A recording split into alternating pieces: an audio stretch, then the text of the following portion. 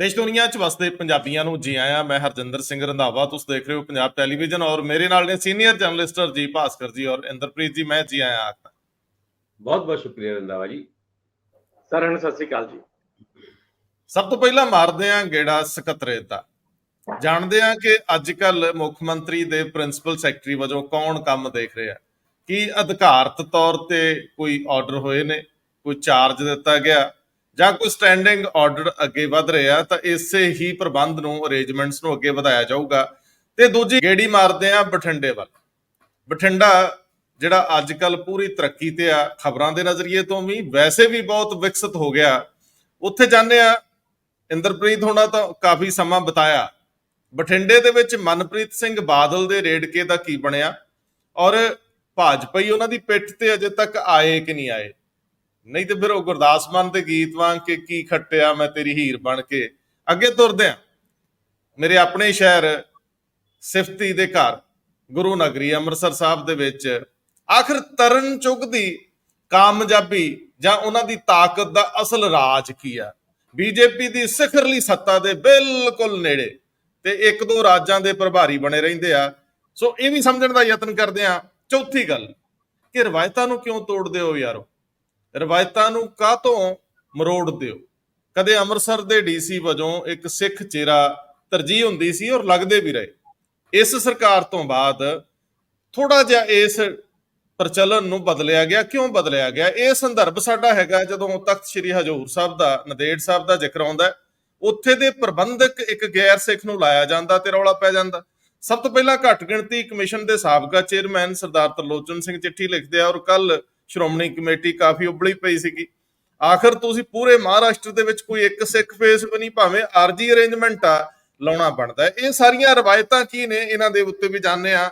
ਔਰ ਫਿਰ ਜਾਣਦੇ ਆ ਵੀ ਕਾਂਗਰਸੀਆਂ ਦੀ ਰਾਹ ਕਿਹੜਾ। ਹੁਣ ਇਹ ਨੱਚਣਾ ਘੁੰਡ ਕੱਢ ਕੇ ਵਰਗਾ ਰਹੂਗਾ ਜਾਂ ਕਦੇ ਸਿੱਧੂ ਸਾਹਿਬ ਵੈਸੇ ਇਸ ਸਿਆਸਤ ਨੂੰ ਕਿਸ ਤਸ਼ਬੀਹ ਨਾਲ ਨਵਾਜੋਗੇ ਜਿਹਦੇ ਵਿੱਚ ਨਾ ਸ਼ੋਹਰਤ ਬਚੀ, ਨਾ ਪੈਸਾ ਬਚਿਆ, ਨਾ ਸ਼ੋਅ ਬਚੇ, ਨਾ ਸਿਆਸਤ ਬਚੀ। ਅੱਜ ਕੱਲ ਸਿੱਧੂ ਸਾਹਿਬ ਭਾਵੇਂ ਆਪਣੀ ਵਾਈਫ ਤੇ ਬਿਮਾਰੀ ਕਰਕੇ ਕੁਝ ਮੁਸ਼ਕਲ ਚ ਨੇ, ਪਰ ਉਹਨਾਂ ਦੀ ਸਿਆਸਤ ਇੰਨੀ ਕਮਜ਼ੋਰ ਨਹੀਂ ਸੀ ਕਿ ਗੈਰ ਹਾਜ਼ਰ ਹੋਣ। ਰਾਹੁਲ ਗਾਂਧੀ ਤੇ ਚੱਲਦੇ ਆ, ਉਹਨਾਂ ਦੀ ਗ੍ਰਹਿ ਚਾਲ ਦੇਖਦੇ ਆ। ਅੱਜ ਪਾਰਲੀਮੈਂਟ ਦੇ ਵਿੱਚ ਮੌਕਾ ਮਿਲਦਾ ਕਿ ਨਹੀਂ। ਕੇਜਰੀਵਾਲ ਸਾਹਿਬ ਲਈ ਵੀ ਅੱਜ ਕਾਫੀ ਵੱਡੀ ਪ੍ਰੀਖਿਆ ਦਾ ਦਿਨ ਹੈ। ਉਹਨਾਂ ਦੇ ਗ੍ਰਹਿ ਕੀ ਕਹਿੰਦੇ ਆ, ਸਿਤਾਰੇ ਕਿੱਧਰ ਨੂੰ ਨੇ, ਗਰਦਸ਼ ਵਿੱਚ ਨੇ ਜਾਂ ਅਸਮਾਨ 'ਚ ਚਮਕਣਗੇ। ਅੱਜ ਸਵਾਵਾਂ ਦਿੱਲੀ ਦੀਆਂ ਦੇ ਬਾਰੇ ਰਾਜ ਸਭਾ 'ਚ ਪੇਸ਼ ਹੋਣਾ, ਕਿੰਨੇ ਕੁ ਲੋਕ ਸਮਰਥਨ ਚਾਹੁੰਦੇ ਆ। ਡੀਡੀਪੀਓ ਨਰੋਟ ਜੈਮਲ ਸਿੰਘ ਵਾਲੇ ਨਾਲ ਸੰਬੰਧਿਤ ਇੱਕ ਖਬਰ ਆ ਕਿ ਲਗਭਗ 45 ਕਿੱਲੇ ਜ਼ਮੀਨ ਸੋਨੇ ਦੇ ਆਂਡੇ ਦੇਣ ਵਾਲੀ ਮੁਰਗੀ ਦੇ ਤੁੱਲ ਸੀ, ਮਾਈਨਿੰਗ ਲਈ ਸਵਰਗ ਸੀ। ਔਰ ਮੈਂ ਇੱਕ ਖਬਰ ਜ਼ਰੂਰ ਲੈਣੀ ਚਾਹੂੰਗਾ ਕਿ ਕਿਸਾਨਾਂ ਦੀ ਛੋਟੀ ਜਿਹੀ ਅਣਗਹਿਲੀ ਕਰਕੇ ਲਗਭਗ 60% ਤੋਂ ਵੱਧ ਕਿਸਾਨ ਜਿਹੜੇ ਪ੍ਰਧਾਨ ਮੰਤਰੀ ਯੋਜਨਾ ਤਹਿਤ ਪੈਸੇ ਆਉਂਦੇ ਸੀ ਉਹਦੇ ਤੋਂ ਵਾਂਝੇ ਹੋ ਗਏ। ਪਰ ਜਿਹੜੀ ਖਬਰ ਧੂਪ ਆਉਂਦੀ ਆ, ਕਾਲਜੇ ਦਾ ਰੁੱਗ ਭਰਦੀ ਆ, ਜਿਹੜੀ ਤੰਗ ਕਰਦੀ ਆ, ਪਰੇਸ਼ਾਨ ਕਰਦੀ ਆ, ਉਹ ਹੈ ਨਸ਼ੇ ਦੇ ਚੱਲਣ ਦੇ ਖਿਲਾਫ ਪਿੰਡਾਂ 'ਚੋਂ ਲੋਕ ਉੱਠਣੇ ਸ਼ੁਰੂ ਹੋਏ, ਵਿਰੋਧ ਕਰਨ ਲੱਗੇ ਨੇ। ਉਹ ਸਿਸਟਮ ਤੋਂ ਆਵਾਜ਼ਾਰੀ ਜ਼ਾਹਰ ਕਰ ਰਹੇ ਨੇ, ਬੇਭਰੋਸਗੀ ਜ਼ਾਹਰ ਕਰ ਰਹੇ ਨੇ। ਇਹ ਕਾਫੀ ਸਿਰਦਰਦੀ ਵਾਲਾ ਮਾਮਲਾ ਸਿਸਟਮ ਲਈ ਹੋ ਸਕਦਾ। ਸਭ ਤੋਂ ਪਹਿਲਾਂ ਇੰਦਰਪ੍ਰੀਤ ਜੀ, ਸਕੱਤਰੇਤ ਦੇ ਗੇੜੇ 'ਚੋਂ ਕੀ ਕੱਢਿਆ? ਅੱਜ ਕੱਲ ਪ੍ਰਿੰਸੀਪਲ ਸੈਕਟਰੀ ਵਜੋਂ ਕੌਣ ਕੰਮ ਕਰ ਰਿਹਾ? ਰਵੀ ਭਗਤ ਜੀ ਨੂੰ ਪੱਕੇ ਆਰਡਰ ਮਿਲਣ ਦੇ ਆਸਾਰ ਹੈ ਕਿ ਨਹੀਂ ਹੈ? ਉਧਰ ਬਠਿੰਡੇ ਵੱਲ ਮਨਪ੍ਰੀਤ ਸਿੰਘ ਬਾਦਲ ਦੇ ਮਾਮਲੇ 'ਚ ਕਿਹੜੇ ਕਿਹੜੇ ਮੋੜ ਨੇ, ਦੱਸਿਓ ਜ਼ਰਾ। ਰੰਧਾਵਾ ਸਾਹਿਬ, ਜਿਹੜੀ ਤੁਸੀਂ ਗੱਲ ਕੀਤੀ ਹੈ ਪ੍ਰਿੰਸੀਪਲ ਸੈਕਟਰੀ ਟੂ ਸੀਐਮ, ਉਹਦੇ ਵਿੱਚ ਦੇਖੋ ਇਸ ਟਾਈਮ ਤਾਂ ਰਵੀ ਭਗਤ ਹੀ ਕੰਮ ਕਰ ਰਹੇ ਨੇ। ਤੇ ਹਾਂ, ਇਸ ਗੱਲ ਸੱਤਾ ਦੇ ਗਲਿਆਰਿਆਂ 'ਚ ਇਸ ਗੱਲ ਦੀ ਚਰਚਾ ਬਹੁਤ ਹੈ ਕਿ ਕਿਸੇ ਨੂੰ ਪ੍ਰਿੰਸੀਪਲ ਸੈਕਟਰੀ ਲਗਾਇਆ ਵੀ ਜਾਏਗਾ, ਕੋਈ ਸੀਨੀਅਰ ਅਫਸਰ ਨੂੰ ਲਗਾਇਆ ਵੀ ਜਾਏਗਾ। ਬਹੁਤ ਲੋਕ ਭੱਜ ਦੌੜ ਕਰ ਰਹੇ ਨੇ। ਅਜੋਏ ਸਿਨਹਾ ਵੀ ਹੈਗੇ ਨੇ, ਕੈਬ ਸਿਨਹਾ ਵੀ ਹੈਗੇ ਨੇ, ਹੋਰ ਵੀ ਗੁਰਕੀਰਤ ਸਾਹਿਬ ਦਾ ਵੀ ਨਾਂ ਚੱਲਦਾ ਸੀਗਾ। ਲੇਕਿਨ ਹਜੇ ਸਿਰਫ ਔਰ ਸਿਰਫ ਜਿਹੜੀ ਕਮਾਨ ਹੈ ਉਹ ਰਵੀ ਭਗਤ ਸਾਹਿਬ ਹੋਰਾਂ ਕੋਲ ਹੀ ਹੈ, ਜਿਹੜੇ ਇਸ time special principal secretary to CM ਸੀਗੇ। ਇਹ ਕੋਈ ਉਹ ਨਹੀਂ ਸੀ ਜਿਵੇਂ ਬਹੁਤ ਸਾਰੇ ਅਖਬਾਰਾਂ ਵੀ ਲਿਖੀ ਜਾ ਰਹੀਆਂ ਵੀ ਕੋਈ ਆਰਡਰ ਨਹੀਂ ਹੋਏ, ਕੋਈ ਚਾਰਜ ਨਹੀਂ ਦਿੱਤਾ ਗਿਆ। ਇਹ ਤਾਂ ਚਾਰਜ ਦੇਣ ਦੀ ਲੋੜ ਹੀ ਨਹੀਂ ਹੁੰਦੀ। ਇਹ ਇੱਕ ਸਟੈਂਡਿੰਗ ਆਰਡਰ ਹੀ ਹੈਗੇ ਨੇ ਵੀ ਜਦੋਂ ਪ੍ਰਿੰਸੀਪਲ ਸੈਕਟਰੀ ਨਹੀਂ ਹੈ ਜਾਂ ਛੁੱਟੀ ਤੇ ਚਲੇ ਗਏ ਜਾਂ ਰਿਟਾਇਰ ਹੋ ਗਿਆ ਤਾਂ ਆਪਣੇ ਆਪ ਹੀ ਜਿਹੜਾ ਚਾਰਜ ਹੈ ਆਟੋਮੈਟਿਕਲੀ ਸਪੈਸ਼ਲ ਪ੍ਰਿੰਸੀਪਲ ਸੈਕਟਰੀ ਕੋਲ ਆ ਜਾਂਦਾ। ਇਸੇ ਤਰ੍ਹਾਂ ਹੀ ਜੇ ਸਪੈਸ਼ਲ ਪ੍ਰਿੰਸੀਪਲ ਸੈਕਟਰੀ ਛੁੱਟੀ ਤੇ ਹੈ ਜਾਂ ਕਿਤੇ ਗਏ ਹੋਏ ਹੈ ਤਾਂ ਉਹਨਾਂ ਦਾ ਚਾਰਜ ਜਿਹੜਾ ਹੈ ਉਸ ਤੋਂ ਥੱਲੜੇ ਜਿਹੜੇ ਵੀ ਉਹਨਾਂ ਦੇ ਥੱਲੜੇ ਹੈਗੇ ਆ ਜਿਵੇਂ ਅੱਜ ਕੱਲ੍ਹ ਕੁਮਾਰ ਅਮਿਤ ਨੇ, ਉਹਨਾਂ ਕੋਲ ਚਲਾ ਜਾਏਗਾ, ਉਹਨਾਂ ਤੋਂ ਥੱਲੇ ਫਿਰ ਹਿਮਾਂਸ਼ੂ ਜੈਨ। ਇਸ ਤਰ੍ਹਾਂ ਦੀ ਇੱਕ ਪੂਰੀ ਮਤਲਬ ਹਾਇਰਾਰਕੀ ਬਣਾਈ ਹੋਈ ਹੈ। ਉਹ ਬਿੰਨੀ ਮਹਾਜਨ ਜਿਹੜੇ ਜਦੋਂ ਚੀਫ ਸੈਕਟਰੀ ਸੀਗੇ ਉਦੋਂ ਉਹ ਬਣਾ ਗਏ ਸੀਗੇ ਕਿ ਇਸ ਤਰ੍ਹਾਂ ਹੀ ਚੱਲਿਆ ਜਾਏਗਾ, ਤਾਂ ਕਿ ਟਾਈਮ ਹਰ ਵਾਰ ਬਾਰ-ਬਾਰ ਚਾਰਜ ਦੇਣ ਦੀ ਲੋੜ ਹੀ ਨਾ ਪਵੇ। ਸਟੈਂਡਿੰਗ ਆਰਡਰਸ ਨੇ ਤੇ ਉਹਨਾਂ ਹੀ ਸਟੈਂਡਿੰਗ ਆਰਡਰਸ ਤੇ ਹੁਣ ਕੰਮ ਕੀਤਾ ਜਾ ਰਿਹਾ। ਮੈਨੂੰ ਲੱਗਦਾ ਕਿ ਸ਼ਾਇਦ ਗਵਰਨਮੈਂਟ ਇਹ ਦੇਖਣਾ ਚਾਹੁੰਦੀ ਹੈ ਵੀ ਜੇ ਇੱਥੇ ਉਹੀ ਕੰਮ ਬਿਹਤਰ ਢੰਗ ਨਾਲ ਸੰਭਾਲ ਸਕਦੇ ਹੈ ਤਾਂ ਫਿਰ ਕੋਈ ਨਵਾਂ ਲਗਾਉਣ ਦੀ ਲੋੜ ਵੀ ਨਹੀਂ ਹੈ, ਉਹਨਾਂ ਨੂੰ ਹੀ ਚਾਰਜ ਦੇ ਕੇ ਕੰਮ ਅੱਗੇ ਚਲਾਇਆ ਜਾਏ। ਦੂਸਰੀ ਤੁਸੀਂ ਗੱਲ ਕੀਤੀ ਸੀਗੀ ਮਨਪ੍ਰੀਤ ਬਾਦਲ ਹੋਣਾ ਦੀ। ਮਨਪ੍ਰੀਤ ਬਾਦਲ ਹੋਣੀ ਦੇਖੋ ਉਸ ਕੇਸ 'ਚ ਫਸੇ ਹੀ ਹੋਏ ਨੇ, ਵਿਜੀਲੈਂਸ ਦੇ ਚੱਕਰ ਕੱਟ ਰਹੇ ਅੱਜ ਕੱਲ। ਪਰ ਉੱਥੇ ਦਿੱਕਤ ਇਹ ਆ ਰਹੀ ਹੈ, ਜਿਹੜੀ ਦਿਲਚਸਪ ਚੀਜ਼ ਹੈ ਵੀ ਹਜੇ ਤੱਕ ਭਾਰਤੀ ਜਨਤਾ ਪਾਰਟੀ ਉਹਨਾਂ ਦੇ ਪੱਖ 'ਚ ਆ ਕੇ ਖੜੀ ਨਹੀਂ ਹੋਈ। ਇਹ ਬੜੀ ਦਿਲਚਸਪ ਹੈ। ਪਹਿਲਾਂ ਵੀ ਇਹ ਆਇਆ ਜਦੋਂ 4-5 ਮੰਤਰੀ ਸਾਬਕਾ ਉਹਨਾਂ ਨੇ ਜਿਹੜੇ ਹੈਗੇ ਆ ਉਹ ਭਾਰਤੀ ਜਨਤਾ ਪਾਰਟੀ ਨੇ ਆਪਣੇ 'ਚ ਸ਼ਾਮਲ ਕੀਤੇ ਸੀ, ਤਾਂ ਵੀ ਇਹ ਗੱਲ ਆਈ ਸੀ ਵੀ ਜਿਹੜੇ ਬੰਦੇ ਕਰਪਸ਼ਨ ਦੇ ਕੇਸਾਂ ਦੇ ਵਿੱਚ ਫਸੇ ਹੋਏ ਨੇ ਉਹ ਭਾਜਪਾ ਦਾ ਰੁਖ ਕਰ ਰਹੇ ਆ। ਇਹ ਗੱਲ ਆਈ ਸੀ ਤੇ ਭਾਜਪਾ ਦੀ ਇਹਦੇ ਨਾਲ ਬਹੁਤ ਕਿਰਕਰੀ ਵੀ ਹੋਈ ਸੀ ਵੀ ਕੀ ਭਾਜਪਾ 'ਚ ਆ ਕੇ ਉਹ ਸਾਫ਼ ਸੁਥਰੇ ਹੋ ਜਾਂਦੇ ਆ, ਉਹਨਾਂ ਉਹ ਜਿਹੜੇ ਕੀ ਇਹ ਜੀ ਵਾਸ਼ਿੰਗ ਮਸ਼ੀਨ ਹੈ ਵੀ ਜਿੱਥੇ ਪਾਇਆ ਤੇ ਐਨ ਦੁੱਧ ਤੋਂ ਤਾਂ ਨਿਕਲ ਰਿਹਾ। ਤਾਂ ਇਸ ਤਰ੍ਹਾਂ ਦੀ ਚੀਜ਼ਾਂ ਚੱਲੀਆਂ ਸੀ, ਤਾਂ ਉਸ ਤੋਂ ਬਾਅਦ ਰੁਕ ਗਿਆ ਸੀ ਕੰਮ ਇਹ ਕਿ ਨਹੀਂ ਯਾਰ ਜਿਹੜੇ ਕਰਪਸ਼ਨ ਨਾਲ ਜਿਹੜੇ ਮਤਲਬ ਇਸ ਚਮਗਲਤਾਨ ਨੇ ਔਰ ਕੇਸ ਚੱਲ ਰਹੇ ਆ ਉਹਨਾਂ ਤੇ, ਦੇਖੋ ਫੈਸਲੇ ਕੀ ਆਉਂਦੇ ਉਹ ਤਾਂ ਬਾਅਦ ਵਾਲੀਆਂ ਗੱਲਾਂ ਨੇ, ਲੇਕਿਨ ਇਹਨਾਂ ਜਿਨ੍ਹਾਂ ਤੇ ਚੱਲ ਰਹੇ ਆ ਉਹਨਾਂ ਨੂੰ ਲੈਣ ਤੋਂ ਗੁਰੇਜ਼ ਕੀਤਾ ਜਾਏ। ਕਿਉਂਕਿ ਮਨਪ੍ਰੀਤ ਬਾਦਲ ਹੋਰਾਂ ਬਾਰੇ ਤਾਂ ਕਦੀ ਇਦਾਂ ਦਾ ਆਇਆ ਨਹੀਂ ਸੀ, ਕੋਈ ਸੀ ਨਹੀਂ, ਪਰ ਹੁਣ ਮਨਪ੍ਰੀਤ ਬਾਦਲ ਹੋਣਾ ਦਾ ਵੀ ਇੱਕ ਕੇਸ ਆ ਗਿਆ ਤੇ ਇਸ ਕਰਕੇ ਭਾਰਤੀ ਜਨਤਾ ਪਾਰਟੀ ਨੇ ਹਜੇ ਤੱਕ ਕਿਸੇ ਵੀ ਲੀਡਰ ਨੇ ਹਜੇ ਤੱਕ ਉਹਨਾਂ ਦੇ ਪੱਖ 'ਚ ਕੋਈ ਆਵਾਜ਼ ਨਹੀਂ ਉਠਾਈ। ਉਹਦਾ ਇੱਕ ਕਾਰਨ ਹੋਰ ਵੀ ਹੈ, ਉਹਦਾ ਇੱਕ ਕਾਰਨ ਇਹ ਵੀ ਹੈ ਕਿ ਜਿਹੜਾ ਇਸ ਕੇਸ 'ਚ ਸ਼ਿਕਾਇਤ ਕਰਤਾ ਉਹ ਭਾਜਪਾ ਦਾ ਹੀ ਜ਼ਿਲ੍ਹਾ ਪ੍ਰਧਾਨ ਹੈ। ਸੋ ਇਹ ਵੀ ਇੱਕ ਇੰਟਰਸਟਿੰਗ ਗੱਲ ਹੈ ਕਿ ਹੁਣ ਭਾਜਪਾ ਖੜੇ ਕਿਹਦੇ ਨਾਲ, ਆਪਣੇ ਜ਼ਿਲ੍ਹਾ ਪ੍ਰਧਾਨ ਨਾਲ ਖੜੇ ਜਾਂ ਮਨਪ੍ਰੀਤ ਬਾਦਲ ਹੋਰਾਂ ਨਾਲ ਖੜੇ। ਇਹ ਸਵਾਲ ਹੱਲ ਕੌਣ ਕਰੂਗਾ? ਕਿਉਂਕਿ ਮਨਪ੍ਰੀਤ ਬਾਦਲ ਤਾਂ ਪੰਜਾਬ ਦੀ ਲੀਡਰਸ਼ਿਪ ਤੋਂ ਪਾਸਿਓਂ ਦੀ, ਮਤਲਬ ਜਿੱਦਾਂ ਬੰਦਾ ਕਹਿੰਦਾ ਨਾ ਵੀ ਤੁਹਾਨੂੰ ਕੌਣ ਪੁੱਛਦਾ ਹੈ, ਦਿੱਲੀ 'ਚ ਸਿੱਧੇ ਸ਼ਾਮਲ ਹੋਏ ਸੀ। ਅੱਜ ਕੱਲ ਕਿਤੇ ਉਹਨਾਂ ਦੇ ਫਿਕਰ ਵੱਡੇ ਤਾਂ ਨਹੀਂ ਹੋ ਰਹੇ ਕਿ ਇਹ ਵੀ ਤਾਂ ਉਵੇਂ ਹੀ ਨਿਕਲੇ ਜਿਵੇਂ ਕਾਂਗਰਸੀ ਨਿਕਲਦੇ ਆ। ਮੈਂ ਭਾਸਕਰ ਸਾਹਿਬ ਦੂਜੀਆਂ ਦੋ ਖਬਰਾਂ ਤੇ ਜਾਣਾ। ਕਾਂਗਰਸੀਆਂ ਦਾ ਜ਼ਿਕਰ ਕਰਨਾ, ਕਈ ਸਰਵੇ 3-4 ਸਰਵੇ ਆ ਗਏ ਹੁਣ ਤਾਂ, ਕਹਿੰਦੇ ਜੇ ਆਮ ਆਦਮੀ ਪਾਰਟੀ ਤੇ ਕਾਂਗਰਸ ਰਲ ਕੇ ਲੜੀ ਹੁਣ ਜਾਂ ਫਿਰ ਦੇਣਗੇ, ਇੱਕ ਸੀਟ ਕਿਸੇ ਹੋਰ ਨੂੰ ਨਹੀਂ ਜਾਊਗੀ, ਭਾਜਪਾ ਤਾਂ ਇੱਥੋਂ ਲੱਭੋ ਕੁਝ ਨਹੀਂ, ਕਾਲੀਆਂ ਨੂੰ ਕੁਝ ਨਹੀਂ ਮਿਲਣ ਵਾਲਾ। ਪਰ ਇਹਨਾਂ ਦੇ ਮੇਨ ਜਿਹੜੇ ਫਾਇਰ ਬ੍ਰਾਂਡ ਆਗੂ ਨੇ ਉਹ ਤਾਂ ਰੋਜ਼ ਅੱਗ ਭਰਾਉਂਦੇ ਆ ਆਮ ਆਦਮੀ ਪਾਰਟੀ ਦੇ ਖਿਲਾਫ। ਹੁਣ ਇਹ ਜਿਹੜਾ ਨੱਚਣ ਦਾ ਸਿਲਸਿਲਾ ਨਾ, ਇਹ ਕਹਾਵਤਾਂ ਨੇ, ਕੋਈ ਕਾਂਗਰਸੀ ਗੁੱਸਾ ਨਾ ਕਰੇ ਵੀ ਘੁੰਡ ਕੱਢ ਕੇ ਨੱਚਣਾ ਹੈ।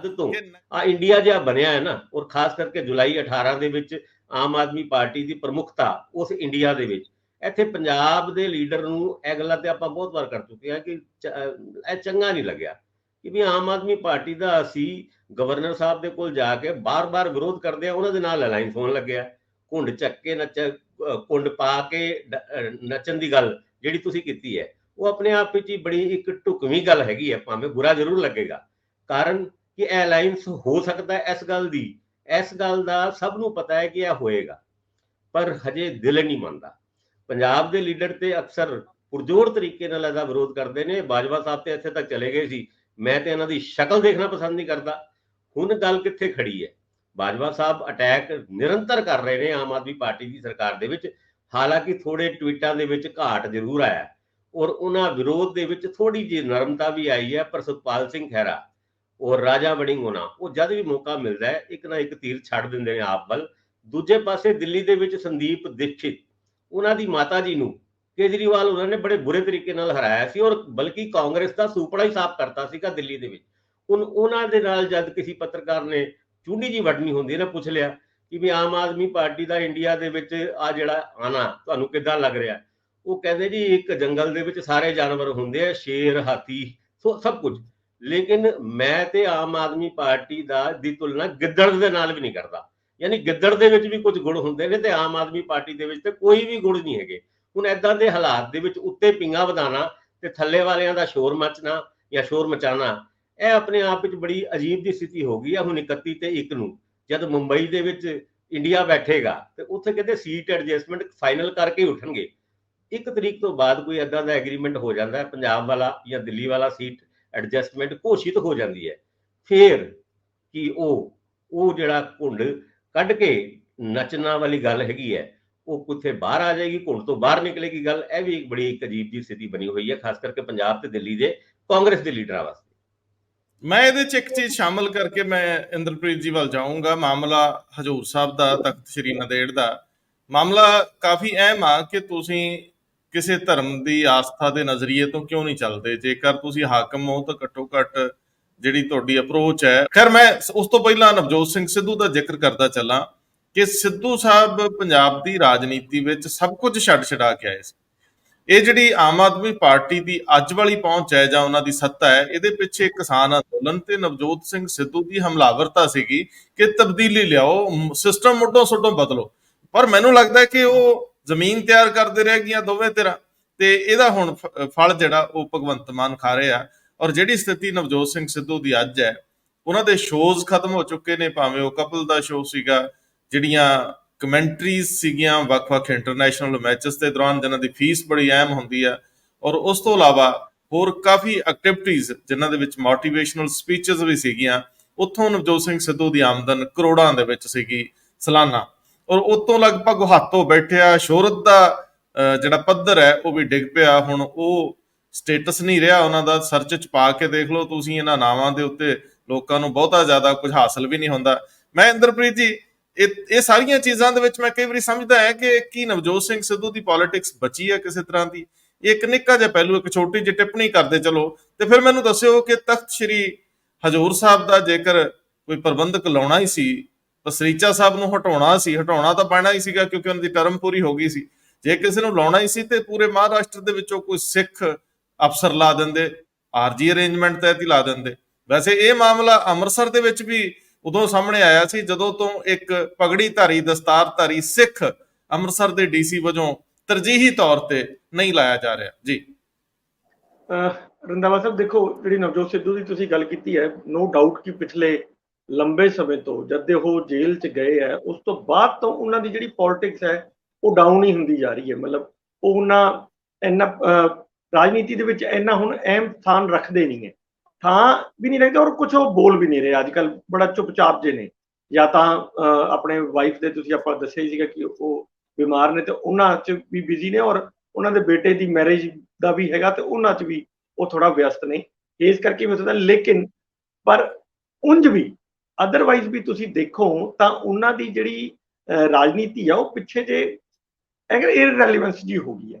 ਜਿਹੜੇ ਇਸ਼ੂਜ਼ ਉਠਾਉਂਦੇ ਰਹੇ ਆ ਉਹ ਪਾਰਟੀ ਸਤਰ ਤੇ, ਮਤਲਬ ਮੈਨੂੰ ਐ ਲੱਗਦਾ ਕਿ ਉਹ ਮਤਲਬ ਉਹ ਲਿੱਤੇ ਨਹੀਂ ਜਾਂਦੇ ਰਹੇ, ਕਿਉਂਕਿ ਇਹ ਦੋਨੋਂ ਹੀ ਪਾਰਟੀਆਂ, ਚਾਹੇ ਉਹ ਆਮ ਆਦਮੀ ਪਾਰਟੀ ਹੈ ਚਾਹੇ ਉਹ ਕਾਂਗਰਸ ਪਾਰਟੀ ਹੈ, ਸਾਰੀਆਂ ਨੈਸ਼ਨਲ ਪਾਰਟੀਆਂ ਨੇ ਜਿਹੜੀਆਂ ਸੱਤਾ ਦਾ ਵਿਕੇਂਦਰੀਕਰਨ ਦੇ ਉੱਤੇ ਕੰਮ ਕਰਦੀਆਂ ਨੇ। ਈਵਨ ਬੀਜੇਪੀ ਵੀ, ਜਿਹੜੀ ਵੀ ਨੈਸ਼ਨਲ ਪਾਰਟੀ ਉਹ ਸੱਤਾ ਦੇ ਵਿਕੇਂਦਰੀਕਰਨ ਤੇ ਕੰਮ ਕਰਦੀ ਹੈ। ਸੈਂਟਰਲਾਈਜੇਸ਼ਨ, ਪਾਵਰ ਆਫ ਸੈਂਟਰਲਾਈਜੇਸ਼ਨ ਜਿਹੜੀਆਂ ਹੁੰਦੀਆਂ ਨੇ ਉਹ ਮੈਨੂੰ ਲੱਗਦਾ ਹਮੇਸ਼ਾ ਹੀ ਠੀਕ ਨਹੀਂ ਹੁੰਦੀਆਂ, ਖਾਸ ਤੌਰ ਤੇ ਜਦੋਂ ਫੈਡਰਲਿਜ਼ਮ ਦੀ ਆਪਾਂ ਗੱਲ ਕਰਦੇ ਹਾਂ। ਤੇ ਸਿੱਧੂ ਸਾਹਿਬ ਬਿਲਕੁਲ ਉਹਦੇ ਉਲਟ ਕੱਢਦੇ ਆ। ਸਿੱਧੂ ਸਾਹਿਬ ਕਹਿੰਦੇ ਕਿ ਨਹੀਂ, ਪਾਵਰ ਸਟੇਟਾਂ ਕੋਲ ਹੀ ਹੋਣੀ ਚਾਹੀਦੀ ਹੈ, ਔਰ ਉਹ ਜੋ ਦੇਖਣ 'ਚ ਵੀ, ਸੁਣਨ 'ਚ ਵੀ, ਮੰਨਣ 'ਚ ਵੀ ਸਭ ਕੁਝ ਠੀਕ ਲੱਗਦਾ, ਪਰ ਇਹ ਪਾਰਟੀਆਂ ਕਦੇ ਵੀ ਉਸ ਨੂੰ ਤਰਜੀਹ ਨਹੀਂ ਦਿੰਦੀਆਂ। ਇਸ ਕਰਕੇ ਸਿੱਧੂ ਸਾਹਿਬ ਜਿਹੜੇ ਹੈਗੇ ਆ ਉਹ ਅੱਜ ਕੱਲ ਲਾਈਮਲਾਈਟ 'ਚ ਨਹੀਂ ਰਹੇ। ਦੂਜੀ ਗੱਲ ਹੁਣ ਤੁਸੀਂ ਕੀਤੀ ਨੰਦੇੜ ਸਾਹਿਬ ਦੀ, ਦੇਖੋ ਬਿਲਕੁਲ ਠੀਕ ਹੈ। ਉਹਦੇ 'ਚ ਇੱਕ ਛੋਟਾ ਜਿਹਾ ਇੱਕ ਪੱਖ ਰੱਖਦੇ ਆ, ਸਿੱਧੂ ਸਾਹਿਬ ਨੇ ਤਾਂ ਇਹ ਵੀ ਨੁਕਸਾਨ ਕਰਾਇਆ ਕਿ ਜ਼ਿੰਦਗੀ ਦਾ ਬੇਸ਼ਕੀਮਤੀ ਲਗਭਗ 10 ਮਹੀਨੇ ਦਾ 10.5 ਮਹੀਨੇ ਦਾ ਸਮਾਂ ਜੇਲ੍ਹ 'ਚ ਬਿਤਾਉਣਾ ਪਿਆ। ਸਿਆਸੀ ਮਾਹਿਰ ਇਹ ਮੰਨਦੇ ਆ ਕਿ ਜੇ ਨਵਜੋਤ ਸਿੰਘ ਸਿੱਧੂ ਹਮਲਾਵਰ ਪੋਲਿਟਿਕਸ ਵਿੱਚ ਨਾ ਸ਼ਾਮਲ ਆਉਂਦੇ, ਜੇ ਉਹ ਬੀਜੇਪੀ ਨਾਲ ਇਹਨਾਂ ਵਿਗਾੜ ਪੈਦਾ ਨਾ ਕਰਦੇ ਜਾਂ ਸਾਰੀਆਂ ਸੱਤਾ ਨਾਲ ਆਡਾ ਨਾ ਲਾਉਂਦੇ, ਤਾਂ ਸ਼ਾਇਦ ਉਸ ਤੋਂ ਬਾਅਦ ਉਹਨਾਂ ਨੂੰ ਸ਼ਾਇਦ ਸਜ਼ਾ ਤੋਂ ਵੀ ਬਚਾਅ ਹੋ ਜਾਂਦਾ ਤੇ ਉਹ ਸੌਖੀ ਜ਼ਿੰਦਗੀ ਜੀ ਰਹੇ ਸੀ। ਉਹਨਾਂ ਸਟੇਟ ਲਈ, ਪੰਜਾਬ ਦੇ ਲੋਕਾਂ ਲਈ, ਜਿਵੇਂ ਉਹ ਦਾਅਵਾ ਕਰਦੇ ਆ, ਆਪਣਾ ਕਾਫੀ ਕੁਝ ਜਿਹੜਾ ਗਵਾਇਆ, ਇਹ ਮੰਨਣਾ ਪਊਗਾ। ਸ਼ਾਇਦ ਉਹਦੇ ਵਿੱਚ ਉਹਨਾਂ ਦੀ ਫੈਸਲੇ ਲੈਣ ਦੀ ਕਾਹਲ ਜਾਂ ਗਲਤ ਫੈਸਲੇ ਲੈਣੇ, ਜਾਂ ਉਹਨਾਂ ਦੇ ਆਲੇ ਦੁਆਲੇ ਐਸੇ ਲੋਕਾਂ ਦਾ ਝੁਰਮਟ ਜਿਹੜੇ ਠੀਕ ਰਾਏ ਨਹੀਂ ਦਿੰਦੇ, ਜਾਂ ਸ਼ਾਇਦ ਉਹ ਰਾਏ ਕਿਸੇ ਦੀ ਲੈਂਦੇ ਵੀ ਨਹੀਂ। ਮੇਰੇ ਖਿਆਲ ਉਹ ਜੋ ਸਵੈ ਮੁਲਾਂਕਣ ਕਰਦੇ ਹੋਣਗੇ, ਸੋਚਦੇ ਤਾਂ ਹੋਣਗੇ। ਮੈਨੂੰ ਜ਼ਰੂਰ ਹਮਦਰਦੀ ਹੈ ਕਿ ਨਵਜੋਤ ਸਿੰਘ ਸਿੱਧੂ ਇੱਕ ਕਾਬਲ ਤੇ ਸਮਰੱਥ ਆਗੂ ਸੀ। ਜੇ ਉਹ ਪੰਜਾਬ ਦੇ ਵੱਡੇ ਆਗੂ ਬਣਦੇ, ਜੇ ਉਹ ਕਿਧਰੇ ਫੈਸਲਾ ਕੁਨ ਹੁੰਦੇ, ਤਾਂ ਸ਼ਾਇਦ ਉਹ ਪੰਜਾਬ ਦੇ ਨੀਤੀਗਤ ਮਾਮਲਿਆਂ 'ਚ ਬਿਹਤਰ ਕੁਝ ਕਰ ਪਾਉਂਦੇ, ਕਿਉਂਕਿ ਉਹਨਾਂ ਕੋਲ ਵਿਜ਼ਨ ਵੀ ਆ ਤੇ ਵਿਲ ਪਾਵਰ ਵੀ ਸੀਗੀ, ਪਰ ਉੱਥੋਂ ਤੱਕ ਪਹੁੰਚ ਨਾ ਸਕੇ। ਅਫਸੋਸ ਉੱਥੋਂ ਤੱਕ ਪਹੁੰਚ ਨਾ ਸਕੇ। ਹੁਣ ਗੱਲ ਤੁਸੀਂ ਜਾਰੀ ਰੱਖੋ। ਹਾਂ, ਦੂਜੀ ਗੱਲ ਤੁਸੀਂ ਨੰਦੇੜ ਸਾਹਿਬ ਦੀ ਪ੍ਰਬੰਧਕ ਦੀ ਕੀਤੀ ਹੈ, ਤਾਂ ਉਹ ਡਾਕਟਰ ਜਦੋਂ ਤੇ ਡਾਕਟਰ ਪਸਰੀਚਾ ਨੂੰ ਹਟਾਇਆ ਗਿਆ ਤਾਂ ਉਸ ਤੋਂ ਬਾਅਦ ਆਰਜੀ ਅਰੇਂਜਮੈਂਟ ਦੇ ਤੌਰ ਤੇ ਇੱਕ ਗੈਰ ਸਿੱਖ ਨੂੰ ਉੱਥੇ ਲਗਾਤਾ, ਜਿਹਦਾ ਕੱਲ ਐਸਜੀਪੀਸੀ ਦੇ ਪ੍ਰਧਾਨ ਜਿਹੜੇ ਹੈਗੇ ਆ ਉਹਨਾਂ ਨੇ ਵੀ ਵਿਰੋਧ ਕੀਤਾ ਤੇ ਉਹਨਾਂ ਨੂੰ ਜਿਹੜੇ ਮੁੱਖ ਮੰਤਰੀ ਹੈਗੇ ਆ ਮਹਾਰਾਸ਼ਟਰ ਦੇ, ਉਹਨਾਂ ਨੂੰ ਚਿੱਠੀ ਵੀ ਲਿਖੀ ਉਹਨਾਂ ਨੇ ਕਿ ਤੁਸੀਂ ਕੋਈ ਸਿੱਖ ਹੀ ਲਗਾਓ, ਕਿਉਂਕਿ ਜਿਹੜੇ ਨੰਦੇੜ ਸਾਹਿਬ ਦਾ ਇੱਕ ਮਰਿਆਦਾ ਵੀ ਹੈਗੀ ਹੈ। ਪਰ ਹੁਣ ਸਵਾਲ ਇਹ ਹੈਗਾ ਕਿ ਉੱਥੇ ਲਗਾਇਆ ਕਿਉਂ ਨਹੀਂ ਜਾ ਰਿਹਾ। ਉੱਥੇ ਪਹਿਲੀ ਗੱਲ ਤਾਂ ਇਲੈਕਸ਼ਨ ਨਹੀਂ ਹੋ ਰਹੇ, ਮਾਰਚ 2022 ਦੇ ਇਲੈਕਸ਼ਨ ਪੈਂਡਿੰਗ ਪਏ ਆ, ਅੱਜ ਅਸੀਂ ਅਗਸਤ 2023 ਦੇ ਵਿੱਚ ਖੜੇ ਆ, ਯਾਨੀ ਕਿ ਸਵਾ ਸਾਲ ਉੱਥੇ ਵੀ ਲਗਭਗ ਹੋ ਗਿਆ, ਇਹ ਪੈਂਡਿੰਗ ਹੀ ਚੱਲੇ ਆ ਰਹੇ ਨੇ। ਅਦਰਵਾਈਜ਼ ਤਾਂ ਇਹ ਕਮਾਨ ਆਪਣੇ ਆਪ ਹੀ ਸਿੱਖਾਂ ਕੋਲੇ ਆ ਜਾਣੀ ਹੈ। ਜਦੋਂ ਤੱਕ ਇਹ ਆਪਾਂ ਕਰਦੇ ਨਹੀਂ, ਇਲੈਕਸ਼ਨ ਨਹੀਂ ਕਰਾਉਂਦੇ, ਤਾਂ ਅੱਛਾ ਉਹ ਬਿਲਕੁਲ ਜਿਹੜੀਆਂ ਹੈਗੀਆਂ ਨੇ ਪਾਵਰਸ ਜਿਹੜੀਆਂ ਹੈਗੀਆਂ ਨੇ ਉਹ ਫਿਰ ਸਰਕਾਰ ਦੀ ਮਰਜ਼ੀ ਦੇ ਉੱਪਰ ਚਲੀਆਂ ਜਾਂਦੀਆਂ ਤੇ ਉੱਥੇ ਫਿਰ ਕਿਸੇ ਮਰਜ਼ੀ ਨੂੰ ਲਗਾ ਦੇਣ ਉਹ। ਤੇ ਇੱਕ ਤਾਂ ਇਹ ਮਾਮਲਾ ਪੁੱਛਣ ਚਾਹਿਆ ਤੇ ਮੈਨੂੰ ਲੱਗਦਾ ਕਿ ਇਹ ਠੀਕ ਨਹੀਂ ਹੈ।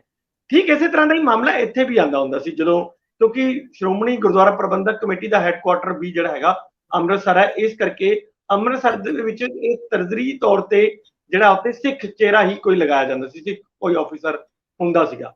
ਉਹਦਾ ਕਾਰਨ ਇਹ ਵੀ ਹੁੰਦਾ ਸੀ ਵੀ ਕਦੀ ਜਦੋਂ ਐਸਜੀਪੀਸੀ ਦੇ ਇਲੈਕਸ਼ਨ ਕਰਾਣੇ ਹੁੰਦੇ ਸੀਗੇ ਤਾਂ ਪਹਿਲੀ ਜਿਹੜੀ ਮੀਟਿੰਗ ਹੁੰਦੀ ਸੀ ਉਹ ਡੀਸੀ ਚੇਅਰ ਕਰਦਾ ਹੁੰਦਾ ਸੀ ਉਹਨੂੰ। ਤਾਂ ਇਸ ਕਰਕੇ ਵੀ ਜਦੋਂ ਆਮ ਚੋਣ ਤੋਂ ਬਾਅਦ ਪਹਿਲਾ ਅਜਲਾਸ, ਪਹਿਲੀ ਬੈਠਕ ਹੁੰਦੀ ਆ, ਤਾਂ ਕੋਈ ਸ਼੍ਰੋਮਣੀ ਕਮੇਟੀ ਦਾ ਮੈਂਬਰ ਉਹਦਾ ਚੇਅਰਪਰਸਨ ਜਾਂ ਉਹਦਾ ਮੁੱਖ ਚੁਣੇ ਜਾਣ ਤੋਂ ਪਹਿਲਾਂ, ਪ੍ਰਧਾਨਗੀ ਦੀ ਚੋਣ ਤੋਂ ਵੀ ਪਹਿਲਾਂ, ਕੋਈ ਸੀਨੀਅਰ ਮੈਂਬਰ ਨੂੰ ਬਣਾਏ ਜਾਣ ਤੋਂ ਪਹਿਲਾਂ ਡੀਸੀ ਉਹਨੂੰ ਜਿਹੜਾ ਚੇਅਰ ਕਰਦਾ ਸੀ ਜੀ। ਹਾਂਜੀ, ਤੇ ਇਸ ਕਰਕੇ ਕੋਸ਼ਿਸ਼ ਇਹ ਰਹਿੰਦੀ ਹੁੰਦੀ ਸੀ, ਕਿਉਂਕਿ ਅਦਰਵਾਈਜ਼ ਵੀ ਬਹੁਤ ਸਾਰੇ ਇਸ਼ੂਜ਼ ਉੱਥੇ ਐਸਜੀਪੀਸੀ ਨਾਲ ਹੀ ਰਿਲੇਟਡ ਆਉਂਦੇ ਰਹਿੰਦੇ ਆ। ਤਾਂ ਇਸ ਕਰਕੇ ਇਹ ਕੋਸ਼ਿਸ਼ ਕੀਤੀ ਜਾਂਦੀ, ਪੁਰਾਣੀਆਂ ਸਰਕਾਰਾਂ ਇਹ ਕੋਸ਼ਿਸ਼ ਕਰਦੀਆਂ ਰਹੀਆਂ ਨੇ ਕਿ ਉੱਥੇ ਡੀਸੀ ਜਿਹੜਾ ਹੋਵੇ ਉਹ ਸਿੱਖ ਹੀ ਹੋਏ। ਪਰ ਇਹ ਵੀ ਹੁਣ ਪਿਛਲੇ ਕਾਫੀ ਟਾਈਮ ਤੋਂ ਇਹ ਈਵਨ ਅਕਾਲੀ ਭਾਜਪਾ ਸਰਕਾਰ ਦੇ ਦੌਰਾਨ ਹੀ ਇਹ ਪਰੰਪਰਾਵਾਂ ਟੁੱਟਣ ਲੱਗ ਗਈਆਂ ਸੀਗੀਆਂ। ਉਸ ਤੋਂ ਬਾਅਦ ਤਾਂ ਫਿਰ ਇਹ ਲਗਾਤਾਰ ਹੀ ਟੁੱਟ ਰਹੀਆਂ ਨੇ। ਮੈਨੂੰ ਯਾਦ ਹੈ ਜਦੋਂ ਤਰਨਤਾਰਨ ਡਿਸਟ੍ਰਿਕਟ ਬਣਿਆ ਸੀਗਾ ਪਹਿਲੀ ਵਾਰੀ 2006 ਦੇ ਆਸ-ਪਾਸ, ਇਹ ਡਿਸਟ੍ਰਿਕਟ ਕੈਪਟਨ ਅਮਰਿੰਦਰ ਸਿੰਘ ਹੋਰਾਂ ਨੇ ਬਣਾਇਆ ਸੀ, ਤਾਂ ਉਦੋਂ ਕੈਪਟਨ ਅਮਰਿੰਦਰ ਸਿੰਘ ਨੇ ਖਾਸ ਤੌਰ ਤੇ ਕਿਹਾ ਸੀ ਵੀ ਕਿਸੇ ਸਿੱਖ ਚਿਹਰੇ ਦੀ ਤਲਾਸ਼ ਕਰੋ, ਪਹਿਲਾ ਜਿਹੜਾ ਇਹ ਡੀਸੀ ਹੋਊਗਾ ਉਹ ਸਾਬਤ ਸੂਰਤ ਸਿੱਖ ਚਿਹਰਾ ਆਪਣੇ ਲਗਾਣਾ ਹੈ। ਤਾਂ ਸੁਰੇਸ਼ ਕੁਮਾਰ ਹੋਰਾਂ ਨੇ ਜਸਪਾਲ ਸਿੰਘ ਹੋਰਾਂ ਨੂੰ ਇਹ ਟਾਸਕ ਸੌਂਪੀ ਸੀ। ਉਦੋਂ ਜਸਪਾਲ ਸਿੰਘ ਪਹਿਲੇ ਤਰਨਤਾਰਨ ਦੇ ਡੀਸੀ ਬਣੇ ਸੀ। ਇਹ ਪਰੰਪਰਾਵਾਂ ਦਾ ਕਿਤੇ ਕਿਤੇ ਖਿਆਲ ਜਦੋਂ ਰੱਖਣਾ ਹੁੰਦਾ ਉਹ ਬਹੁਤਾ ਡਿਪੈਂਡ ਕਰਦਾ ਵੀ ਚੀਫ ਮਿਨਿਸਟਰ ਕੀ ਚਾਹੁੰਦੇ ਆ। ਜੇ ਚੀਫ ਮਿਨਿਸਟਰ ਇਦਾਂ ਦੀ ਚੀਜ਼ਾਂ, ਛੋਟੀਆਂ ਛੋਟੀਆਂ ਜਿਹੜੀਆਂ ਚੀਜ਼ਾਂ ਹੁੰਦੀਆਂ ਨੇ ਉਹਨਾਂ ਦਾ ਖਿਆਲ ਰੱਖਦੇ ਤਾਂ ਫਿਰ ਇਹ ਆਪਣੇ ਆਪ ਹੀ ਚੀਜ਼ਾਂ ਸੋਲਵ ਹੁੰਦੀਆਂ ਜਾਂਦੀਆਂ ਨੇ। ਪਰ ਹੁਣ ਜਦੋਂ ਚੀਫ ਮਿਨਿਸਟਰ ਦੀਆਂ ਤਰਜੀਹਾਂ 'ਚ ਇਹ ਸ਼ਾਮਲ ਨਹੀਂ, ਤਾਂ ਫਿਰ ਮੈਨੂੰ ਲੱਗਦਾ ਕਿ ਇਸ ਤਰ੍ਹਾਂ ਦੀਆਂ ਗਲਤੀਆਂ ਚਾਹੇ ਉਹ ਅਣਜਾਣੇ ਦੇ ਵਿੱਚ ਹੀ ਹੋਣ, ਹੋ ਜਾਂਦੀਆਂ ਕਿ ਉੱਥੇ ਤੁਸੀਂ ਦੂਸਰੇ ਗੈਰ ਸਿੱਖ ਜਿਹੜੇ ਹੈਗੇ ਆ ਉਹ ਡੀਸੀ ਲਗਾ ਦਿੰਦੇ। ਖੈਰ ਇਹ ਚੀਜ਼ਾਂ ਤਾਂ ਧਿਆਨ ਸਰਕਾਰ ਨੂੰ ਰੱਖਣਾ ਚਾਹੀਦਾ। ਹੁਣ ਵਾਲੇ ਡੀਸੀ ਕਾਫੀ ਚੰਗੇ ਨੇ ਜਿਹੜੇ ਇੱਥੇ ਅੰਮ੍ਰਿਤਸਰ ਦੇ ਵਿੱਚ ਲੱਗੇ ਹੋਏ ਨੇ, ਨੋ ਡਾਊਟ ਉਹਨਾਂ ਦੀ ਕਾਰਗੁਜ਼ਾਰੀ, ਕਾਰਜਸ਼ੈਲੀ ਤੇ ਕਿਸੇ ਨੂੰ ਇਤਰਾਜ਼ ਨਹੀਂ ਹੋ ਸਕਦਾ, ਪਰ ਰੋਹ ਰੀਤਾਂ ਦਾ ਕੀ ਕਰੋਗੇ, ਉਹ ਤੇ ਸਰਕਾਰਾਂ ਨੇ ਦੇਖਣੀਆਂ ਨੇ। ਮੈਂ ਭਾਸਕਰ ਸਾਹਿਬ ਅਗਲੀ ਖਬਰ ਤੇ ਜ਼ਰੂਰ ਜਾਣਾ ਚਾਹੂੰਗਾ। ਅੱਜ ਮਾਮਲਾ ਕਾਫੀ ਫਸਿਆ ਹੋਇਆ ਪਾਰਲੀਮੈਂਟ ਦੇ ਵਿੱਚ। ਅੱਜ ਰਾਜ ਸਭਾ ਦੇ ਵਿੱਚ ਦਿੱਲੀ ਦੀਆਂ ਸੇਵਾਵਾਂ ਨੂੰ ਲੈ ਕੇ ਜਿਹੜਾ ਬਿੱਲ ਆ ਉਹਨੇ ਕਾਨੂੰਨ ਬਣਨਾ ਹੈ, ਰੌਲੇ ਪੈਣੇ ਨੇ। ਉੱਥੇ ਅੰਕੜਾ ਗਣਿਤ ਕੀ ਕਹਿੰਦਾ ਹੈ, ਦੂਜੇ ਬੰਨੇ ਅੱਜ ਰਾਹੁਲ ਗਾਂਧੀ ਨੂੰ ਵੀ ਕੋਈ ਰਾਹਤ ਮਿਲ ਸਕਦੀ ਹੈ। ਜਿੰਨੀ ਕਾਹਲੀ ਦਿਖਾਈ ਗਈ ਸੀਗੀ ਉਹਨਾਂ ਦੀ ਬਰਖਾਸਤਗੀ ਲਈ ਮੈਂਬਰੀ ਤੋਂ, ਕੀ ਉਹਨਾਂ ਦੀ ਵਾਪਸੀ ਵੀ ਉਨੀ ਤੇਜ਼ੀ ਨਾਲ ਹੋ ਸਕਦੀ ਹੈ? ਅੱਜ ਉਹ ਸਦਨ 'ਚ ਨਜ਼ਰ ਆ ਸਕਦੇ। ਔਰ ਦੂਜੇ ਬੰਨੇ ਕੇਜਰੀਵਾਲ ਸਾਹਿਬ ਦਾ ਕੀ ਭਵਿੱਖ ਨਜ਼ਰ ਆਉਂਦਾ ਹੈ? ਤੁਹਾਨੂੰ ਲੱਗਦਾ ਹੈ ਕਿ ਕਿਧਰੇ ਕੋਈ ਅੰਦਰ ਖਾਤੇ ਅਰੇਂਜਮੈਂਟ ਕਰਨ ਦੇ ਕਾਬਲ ਹੋ ਸਕੇ ਹੋਣਗੇ? ਮੰਨਿਆ ਜਾਂਦਾ ਹੈ ਕਿ ਜਗਾੜੂ ਬਿਰਤੀ ਉਹਨਾਂ ਦੀ ਵੀ ਆ, ਪਰ ਉਹਨਾਂ ਤੋਂ ਵੱਡੇ ਜਗਾੜੂ ਵੀ ਬੈਠੇ ਆ। ਤੁਹਾਨੂੰ ਲੱਗਦਾ ਰਾਜ ਸਭਾ ਦੇ ਵਿੱਚ ਕੇਜਰੀਵਾਲ ਸਾਹਿਬ ਆਪਣੇ ਲਈ ਅੰਕੜਾ ਜੁਟਾ ਲੈਣਗੇ ਜਾਂ ਅਗਲੇ ਅੱਗੇ ਨਾਲੋਂ ਵੀ ਧਰਾਸ਼ਾਹੀ ਕਰ ਦੇਣਗੇ ਕਿ ਜਿੰਨੀਆਂ ਪਹਿਲਾਂ ਵੋਟਾਂ ਪੈਂਦੀਆਂ ਹੁੰਦੀਆਂ ਸੀ ਉਹਦੋਂ ਵੱਧ ਲੈ ਜਾਣਗੇ? ਕੀ ਕਹਿੰਦੇ ਹੋ? ਬਿਲਕੁਲ, ਕੇਜਰੀਵਾਲ ਸਾਹਿਬ ਵਾਸਤੇ ਅੱਜ ਬੜਾ ਵੱਡਾ ਦਿਨ ਹੈ। ਹਾਲਾਂਕਿ ਲੋਕ ਸਭਾ ਦੇ ਵਿੱਚ ਇਹ ਜਿਹੜਾ ਬਿੱਲ ਹੈਗਾ, ਉਹ ਜਿਹਨੂੰ ਆਪਾਂ ਬਿੱਲ ਦਾ ਨਾਂ ਵੀ ਹੁੰਦਾ ਆ ਗਿਆ, ਪਹਿਲੇ ਤਾਂ ਆਰਡੀਨੈਂਸ ਹੀ ਕਹਿੰਦੇ ਸੀ, the government of NCT of Delhi amendment bill 2023, ਇਹ ਅੱਜ ਰਾਜ ਸਭਾ ਦੇ ਵਿੱਚ ਪੇਸ਼ ਹੋਣਾ। ਲੋਕ ਸਭਾ ਦੇ ਵਿੱਚ ਪਾਸ ਹੋ ਚੁੱਕਿਆ ਔਰ ਰਾਜ ਸਭਾ ਦੇ ਵਿੱਚ ਇੰਡੀਆ ਨਾਂ ਦਾ ਜਿਹੜਾ ਅਲਾਈਅੰਸ ਹੋਇਆ ਸੀਗਾ ਉਹਦੇ ਕਿੰਨੇ ਐਮਪੀ ਹੈਗੇ ਨੇ, ਔਰ ਐਨਡੀਏ ਜੋ ਲਗਾਤਾਰ ਆਪਣੀ ਤਾਦਾਦ ਰਾਜ ਸਭਾ ਦੇ ਵਿੱਚ ਵਧਾਉਂਦੀ ਹੋਈ ਨਜ਼ਰ ਆ ਰਹੀ ਸੀ, ਖਾਸ ਕਰਕੇ ਤਦ ਜਦ ਟੀਡੀਪੀ, ਵਾਈਐਸਆਰ ਰੈਡੀ ਤੇ ਬੀਜੂ ਜਨਤਾ ਦਲ ਨੇ ਸਪੋਰਟ ਕਰਤੀ ਸੀ। ਲੋਕ ਸਭਾ ਦੇ ਵਿੱਚ ਇਹ ਸਪੋਰਟ ਮਿਲੀ ਸੀ, ਹੁਣ ਰਾਜ ਸਭਾ ਦੇ ਵਿੱਚ ਵੀ ਇਹ ਸਪੋਰਟ ਮਿਲਣੀ ਲਗਭਗ ਤੈਅ ਵੇ। ਜੇ ਅੱਜ ਦੇ ਆંકੜੇ ਦੇ ਹਿਸਾਬ ਨਾਲ ਜਾਈਏ ਤੇ ਟੋਟਲ 238 ਦੀ ਸਟਰੈਂਥ ਹੈਗੀ ਹੈ ਰਾਜ ਸਭਾ ਦੀ, ਔਰ मैजिक नंबर यानी जिस नंबर मिलन ते यह बिल पास हो जाएगा वो हैगी 120 और एनडीए ਦੇ ਕੋਲ ਬੀਜੂ ਜਨਤਾ ਦਲ ਵਾਈਐਸਆਰ ਤੇ ਟੀਡੀਪੀ ਦੀ ਸਪੋਰਟ ਨਾਲ ਹੁਣ ਤੱਕ 126 ਦਾ ਅੰਕੜਾ ਸਾਹਮਣੇ ਆਇਆ ਕਿ ਅੱਜ ਉਹਨਾਂ ਦੇ ਪੱਖ 'ਚ 126 ਹੈਗੇ ਨੇ। ਔਰ ਜਿਹੜੀ ਗੱਲ ਕਰੀਏ ਇੰਡੀਆ ਦੀ ਤੇ 104 ਮੈਂਬਰ ਆਫ ਰਾਜ ਸਭਾ ਉਹਨਾਂ ਦੇ ਨਾਲ ਨਜ਼ਰ ਆਉਂਦੇ ਨੇ। ਇਹ ਅੰਕੜਾ ਇਸ ਕਰਕੇ ਵੀ ਇੰਪੋਰਟੈਂਟ ਹੈ ਕਿ ਜਿਹੜਾ ਐਨਡੀਏ 126 ਦਾ ਅੰਕੜਾ ਦੇ ਰਿਹਾ ਹੈ, ਜੇ ਇਸ ਤੋਂ ਘੱਟ ਹੁੰਦਾ ਹੈ ਤਾਂ ਵੀ ਰੋਲਾ ਪੈਣਾ ਹੈ, ਔਰ ਜੇ 104 ਤੋਂ ਇੰਡੀਆ ਥੱਲੇ ਚਲਾ ਗਿਆ ਤਾਂ ਵੀ ਘਾਟਾ ਹੋਣਾ। ਪਰ ਇਹ ਸਾਰੀ ਗੱਲਾਂ ਦੇ ਵਿੱਚ ਬਿੱਲ ਰਾਜ ਸਭਾ ਦੇ ਵਿੱਚ ਪਾਸ ਹੋ ਸਕਦਾ ਹੈ, ਇਹਦੀ ਸੰਭਾਵਨਾ ਬਹੁਤ ਜ਼ਿਆਦਾ ਹੈ। ਹੁਣ ਅੱਜ ਰਾਜ ਸਭਾ ਦਾ ਲੋਕ ਸਭਾ ਦੇ ਵਿੱਚ ਇੱਕ ਹੋਰ ਰੌਲਾ ਪੈਣ ਦੀ ਉਮੀਦ ਹੈ। ਤੁਸੀਂ ਗੱਲ ਕੀਤੀ ਰਾਹੁਲ ਗਾਂਧੀ ਉਹਨਾਂ ਦੀ, ਰਾਹੁਲ ਗਾਂਧੀ ਉਹਨਾਂ ਨੂੰ ਪਿਛਲੇ ਦਿਨਾਂ ਦੇ ਵਿੱਚ ਸੁਪਰੀਮ ਕੋਰਟ ਤੋਂ ਰਾਹਤ ਮਿਲੀ ਸੀ।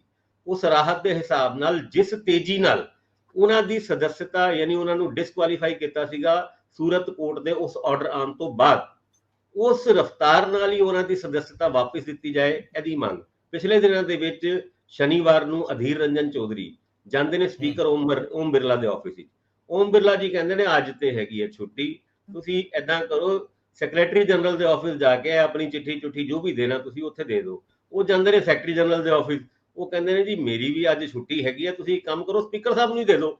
ਯਾਨੀ ਸਪੀਕਰ ਸਾਹਿਬ ਭੇਜਦੇ ਨੇ ਸੈਕਟਰੀ ਜਨਰਲ ਸਾਹਿਬ ਕੋਲ, ਸੈਕਟਰੀ ਜਨਰਲ ਸਾਹਿਬ ਭੇਜਦੇ ਨੇ ਸਪੀਕਰ ਕੋਲ, ਫਾਈਨਲੀ ਚਿੱਠੀ ਡਿਲੀਵਰ ਹੋ ਜਾਂਦੀ ਹੈ, ਉਹ ਕੋਰਟ ਦੀ ਡਾਕੂਮੈਂਟ ਵੀ ਡਿਲੀਵਰ ਹੋ ਜਾਂਦੇ ਹੈ।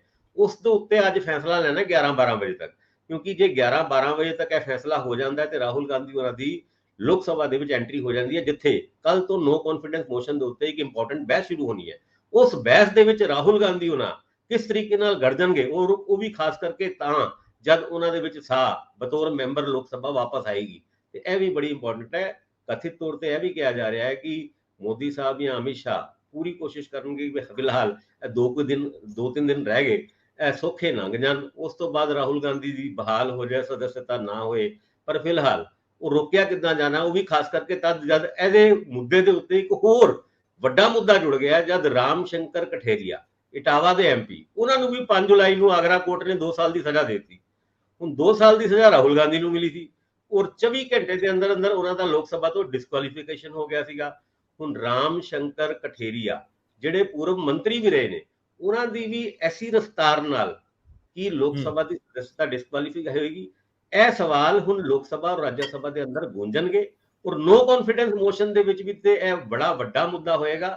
ਔਰ ਰਾਹੁਲ ਗਾਂਧੀ ਦੇ ਮੁੱਦੇ ਦੇ ਉੱਤੇ ਹੁਣ ਬੀਜੇਪੀ ਨੂੰ ਅੱਜ ਡਿਸੀਜਨ ਲੈਣਾ ਪੈਣਾ ਹੈ। ਓਮ ਬਿਰਲਾ ਭਾਵੇਂ ਜਿੰਨਾ ਮਰਜ਼ੀ ਨਾਨਕੂਰ ਕਰ ਲੈਣ, ਜੇ ਅੱਜ ਡਿਸੀਜਨ ਨਹੀਂ ਲਿੱਤਾ ਤੇ ਇਸ ਸੈਸ਼ਨ ਦੇ ਵਿੱਚ ਹੀ ਇਹ ਮਾਮਲਾ ਬੜੇ ਜ਼ੋਰ ਪ੍ਰਜੋਰ ਨਾਲ ਗਰਜੇਗਾ ਔਰ ਬਾਅਦ ਚੋਂ ਇੰਡੀਆ ਇਸ ਮੁੱਦੇ ਨੂੰ ਮੁੱਦਾ ਬਣਾ ਕੇ ਪੂਰੇ ਦੇਸ਼ ਦੇ ਵਿੱਚ ਵੀ ਉਠਾ ਸਕਦੀ ਹੈ। ਹਾਂ ਇੰਦਰਪ੍ਰੀਤ ਜੀ, ਇਹ ਕਿਉਂਕਿ ਨੋ ਕੌਨਫੀਡੈਂਸ ਵੀ ਨਿਰਧਾਰਤ ਹੀ ਹੈ, ਇਹਦੇ ਵਿੱਚ ਉੱਤੇ VOTING ਹੋਣੀ ਹੈ ਸਭ ਤੋਂ ਲਾਸਟ ਵਿੱਚ ਇਹ ਸੈਸ਼ਨ ਉੱਠਣ ਤੋਂ ਪਹਿਲਾਂ, ਤੇ ਕੁਦਰਤੀ ਤੌਰ ਤੇ ਰਾਹੁਲ ਗਾਂਧੀ ਦੀ ਵੋਟ ਤਾਂ ਪਊਗੀ। ਜੇ ਨਹੀਂ ਦੇਣਗੇ ਤਾਂ ਸੁਪਰੀਮ ਕੋਰਟ ਤੋਂ ਅਗਲੇ ਜਾ ਕੇ ਮੈਨੂੰ ਲੱਗਦਾ ਕਿ ਉਸੇ ਵੇਲੇ ਲੈ ਕੇ ਆਉਣਗੇ। ਉਹਨਾਂ ਨੂੰ ਵੀ ਲੱਗਦਾ ਕਿ ਪਹਿਲਾਂ ਇਹਨਾਂ ਨੂੰ ਹੋਰ ਜ਼ਰਾ ਧੋ ਘਸੀਟ ਕਰ ਲਓ, ਜਿਹੜੀ ਸਿਆਸੀ ਮਾਈਲੇਜ ਮਿਲਦੀ ਆ ਉਹ ਤਾਂ ਲੈ ਲੈਣੀ ਚਾਹੀਦੀ ਹੈ। ਕਾਂਗਰਸੀ ਜਾਂ ਇੰਡੀਆ ਵਾਲੇ ਗੱਠਜੋੜ ਵਾਲੇ ਚਾਹ ਰਹੇ ਹੋਣਗੇ ਤੇ ਲਾਸਟ ਦੇ ਵਿੱਚ ਉਹ ਐਕਸਰਸਾਈਜ਼ ਕਰਨਗੇ ਕੋਰਟ ਦਾ ਜਿਹੜਾ ਉਹਨਾਂ ਕੋਲ ਇੱਕ ਹੱਕ ਹੈਗਾ। ਇਹਦੇ ਉੱਤੇ ਇੱਕ ਛੋਟੀ ਜਿਹੀ ਟਿੱਪਣੀ, ਪਰ ਨਾਲ ਦੀ ਨਾਲ ਜਦੋਂ ਕਿਸਾਨ ਨਿਧੀ ਯੋਜਨਾ ਦੀ ਗੱਲ ਕਰਦੇ ਆ ਤਾਂ ਪਿਛਲੇ 3 ਸਾਲਾਂ 'ਚ ਜੇ 63% ਕਿਸਾਨ ਵਾਂਝੇ ਰਹਿ ਗਏ ਨੇ ਇਹ ਯੋਜਨਾ ਦਾ ਲਾਭ ਲੈਣ ਦੇ ਵਿੱਚ, ਤਾਂ ਗਲਤੀ ਕਿੱਥੇ ਆ? ਕੀ ਅਣਗਹਿਲੀ ਆ ਜਾਂ ਅਵੇਅਰਨੈਸ ਨਹੀਂ ਉਨੀ ਦਿੱਤੀ ਗਈ?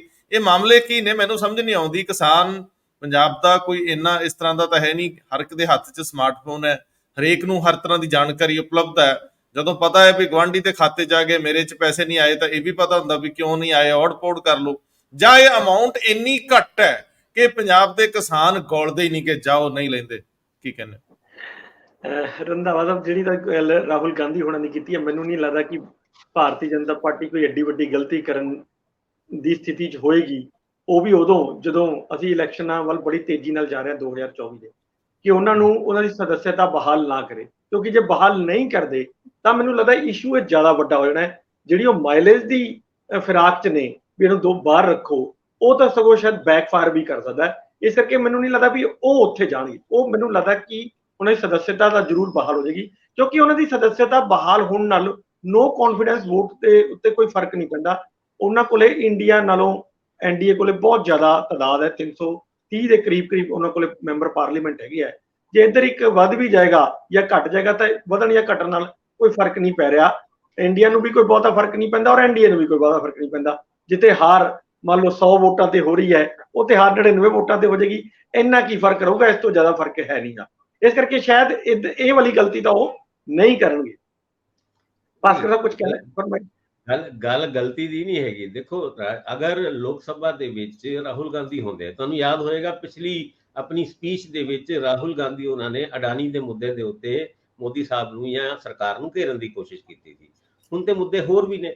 ਹੁਣ ਉਹਨਾਂ ਮੁੱਦਿਆਂ ਦੇ ਉੱਤੇ ਜੇ ਰਾਹੁਲ ਗਾਂਧੀ ਬੋਲਣਗੇ, ਜਿਨ੍ਹਾਂ ਨੂੰ ਡਿਸਕੁਆਲੀਫਾਈ 24 ਘੰਟੇ ਦੇ ਵਿੱਚ ਕੀਤਾ ਗਿਆ ਸੀ, ਜੇ ਉਹਨਾਂ ਦੀ ਸਦੱਸਤਾ ਬਹਾਲ 24 ਘੰਟੇ ਦੇ ਵਿੱਚ ਨਹੀਂ ਹੁੰਦੀ ਤੇ ਮੁੱਦਾ ਵੱਡਾ ਹੋ ਜਾਂਦਾ। ਉਹ ਵੀ ਖਾਸ ਕਰਕੇ ਜਦ ਕਾਂਗਰਸ ਦੇ ਲੀਡਰਾਂ ਨੇ ਉਹ ਸੁਪਰੀਮ ਕੋਰਟ ਦੇ ਆਰਡਰ ਦੀ ਕਾਪੀ ਹੁਣ ਓਮ ਬਿਰਲਾ ਯਾਨੀ ਸਪੀਕਰ ਸਾਹਿਬ ਦੇ ਦਫ਼ਤਰ ਵਿੱਚ ਪਹੁੰਚਾਤੀ ਹੈ। ਹੁਣ ਕੋਈ ਰੀਜ਼ਨ ਨਹੀਂ ਹੈਗਾ ਜਿਹਦੇ ਉੱਤੇ ਅਗਰ ਕੋਈ ਨਾ ਨਕੂਰ ਹੁੰਦੀ ਹੈ। ਉਹਦਾ ਸਿਰਫ ਇੱਕੋ ਹੀ ਲੌਜੀਕ ਲੱਗਦਾ ਹੈ ਕਿ ਫਿਲਹਾਲ ਰਾਹੁਲ ਗਾਂਧੀ ਦੀ ਲੋਕ ਸਭਾ ਦੇ ਵਿੱਚ ਐਂਟਰੀ ਨੂੰ 2-4 ਦਿਨਾਂ ਦੇ ਵਾਸਤੇ ਰੋਕਣ ਵਾਸਤੇ ਜੇ ਬੀਜੇਪੀ ਇਸ ਫੈਸਲੇ ਦੇ ਅਗੇਂਸਟ ਜਾਂਦੀ ਹੈ। ਤੁਹਾਨੂੰ ਯਾਦ ਹੋਏਗਾ ਲਕਸ਼ਯਦੀਪ ਦਾ ਵੀ ਐਮਪੀ ਸੀਗਾ ਲੋਕ ਸਭਾ ਦਾ, ਉਹਨੂੰ ਵੀ ਡਿਸਕੁਆਲੀਫਾਈ ਕੀਤਾ ਸੀ ਔਰ ਸੁਪਰੀਮ ਕੋਰਟ ਦੇ ਆਰਡਰ ਆਉਣ ਤੋਂ ਬਾਅਦ 1 ਮਹੀਨਾ ਲੱਗ ਗਿਆ ਸੀ ਉਹਨਾਂ ਨੂੰ ਆਪਣੀ ਮੈਂਬਰਸ਼ਿਪ ਨੂੰ ਬਹਾਲ ਕਰਾਉਣ ਵਾਸਤੇ।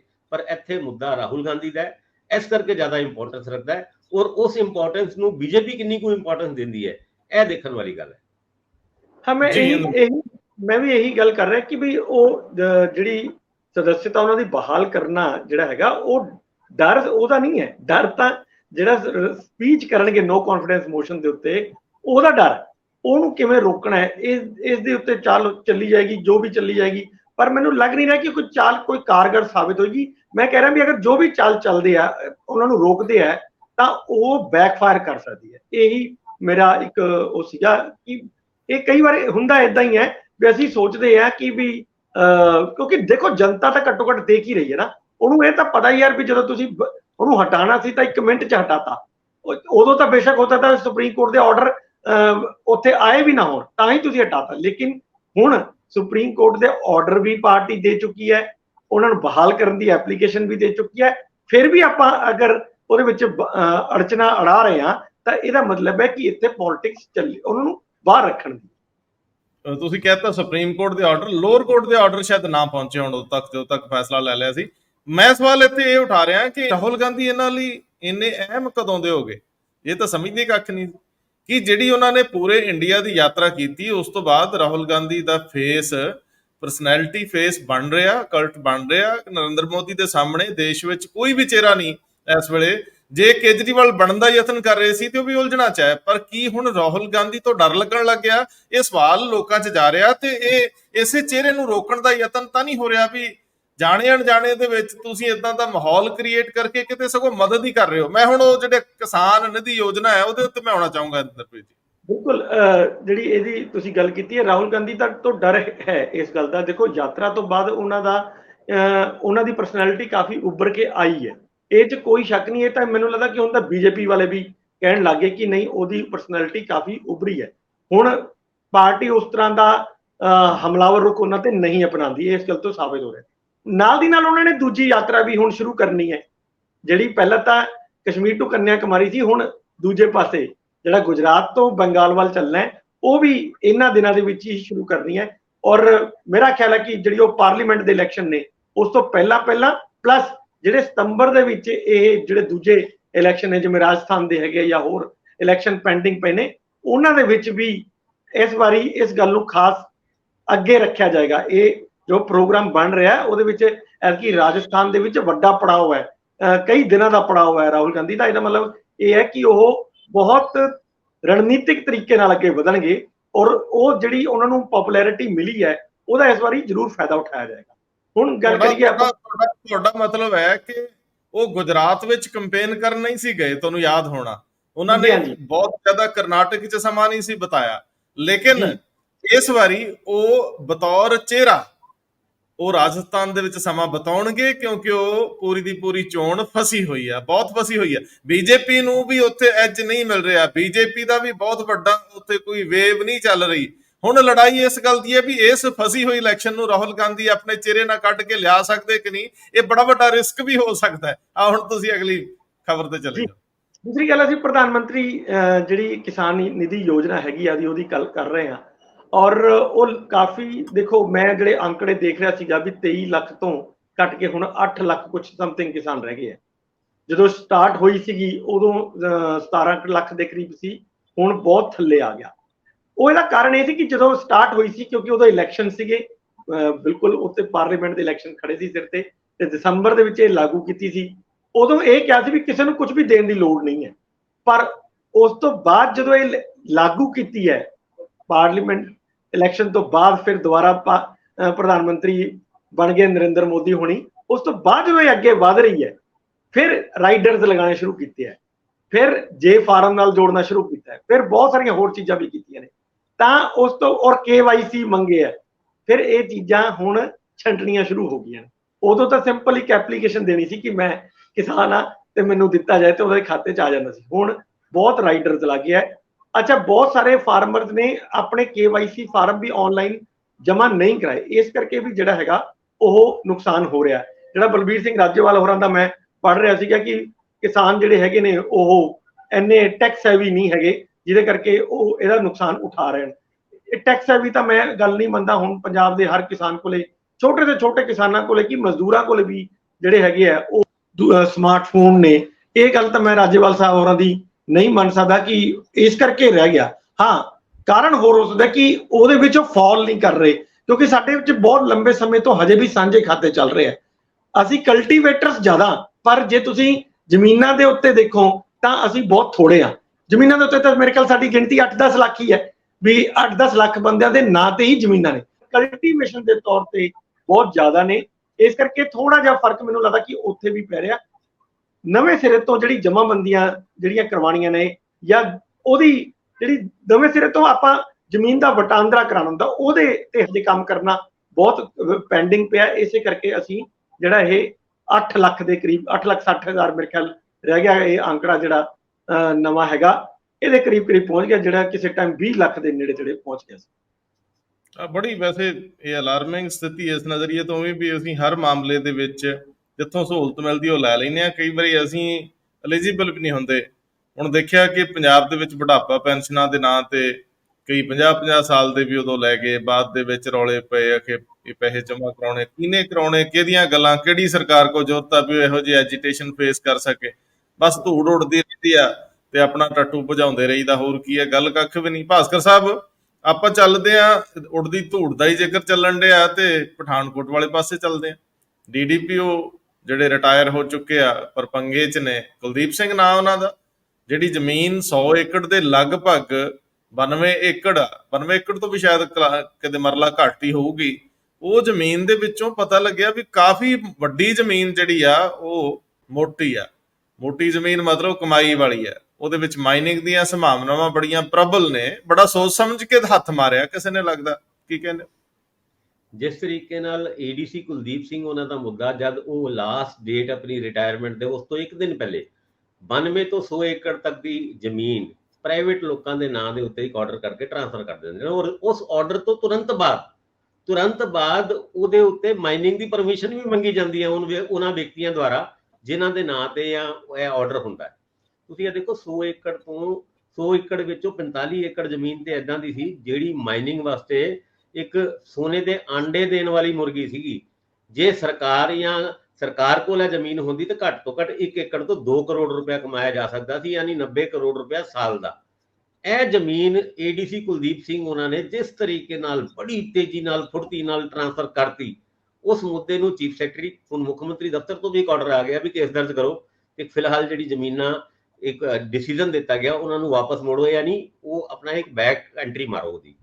ਇਹਨਾਂ ਸਾਰੀ ਗੱਲਾਂ ਦੇ ਵਿੱਚ ਆ ਜਿਹੜੀ 45 ਏਕੜ ਤੋਂ ਵਿੱਚੋਂ 15 ਏਕੜ ਹੈ ਨਾ, ਉਹ ਤੇ ਰਿਵਰ ਬੈਡ ਤੇ ਹੀ ਹੈ, ਯਾਨੀ ਇੱਕ ਐਦਾਂ ਦੇ ਮਿਨਰਲਸ ਹੈਗੇ ਨੇ ਕਿ ਉਹਦੇ ਵਿੱਚ 2 ਕਰੋੜ ਤੋਂ ਵੱਧ ਦੀ ਵੀ ਆਮਦਨੀ ਹੋ ਸਕਦੀ ਹੈ।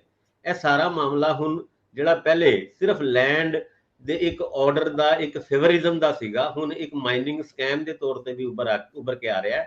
ਔਰ ਹੁਣ ਇਹਦੀ ਇਨਵੈਸਟੀਗੇਸ਼ਨ ਦੇ ਵਿੱਚ ਕਈ ਲੋਕਾਂ ਦੇ ਖਿਲਾਫ ਹੁਣ ਕਾਰਵਾਈ ਹੋ ਸਕਦੀ ਹੈ। ਪਰ ਦੇਖੋ, ਚਲੋ ਹੁਣ ਇਹ ਕਾਰਵਾਈ ਸ਼ੁਰੂਆਤ ਹੋਈ ਹੈ। ਮੁੱਖ ਮੰਤਰੀ ਦੇ ਦਫ਼ਤਰ ਤੋਂ ਬਾਅਦ ADC ਸਾਹਿਬ ਦੇ ਉੱਤੇ FIR ਦਰਜ ਹੋਈ ਹੈ, ਨਹੀਂ ਹੋਈ ਹੈ, ਰਿਟਾਇਰਮੈਂਟ ਬੈਨੀਫਿਟ ਰੋਕਣ ਦੀ ਗੱਲ ਹੋਈ ਹੈ, ਉਹ ਗੱਲਾਂ ਨਾਲ ਤੁਰ ਰਹੀ ਹੈ ਔਰ ਇਹ ਮਾਈਨਿੰਗ ਸਕੈਮ ਵੀ ਉੱਭਰ ਕੇ ਸਾਹਮਣੇ ਆ ਚੁੱਕੇ ਹੈ।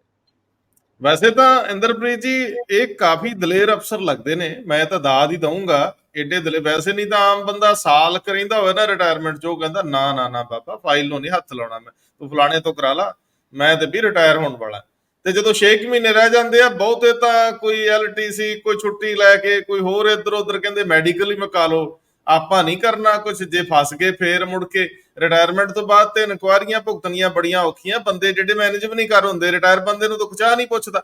ਪਰ ਇਹ ਦਲੇਰ ਨੇ। ਪਰ ਇਹ ਦਲੇਰ ਕਿਹਦੇ ਕਹਿਣ ਤੇ ਹੋਏ ਜੇ ਕਥਿਤ ਦੋਸ਼ ਜਿਹੜੇ ਨੇ ਇਹ ਸੱਚ ਹੋ ਜਾਂਦੇ ਆ?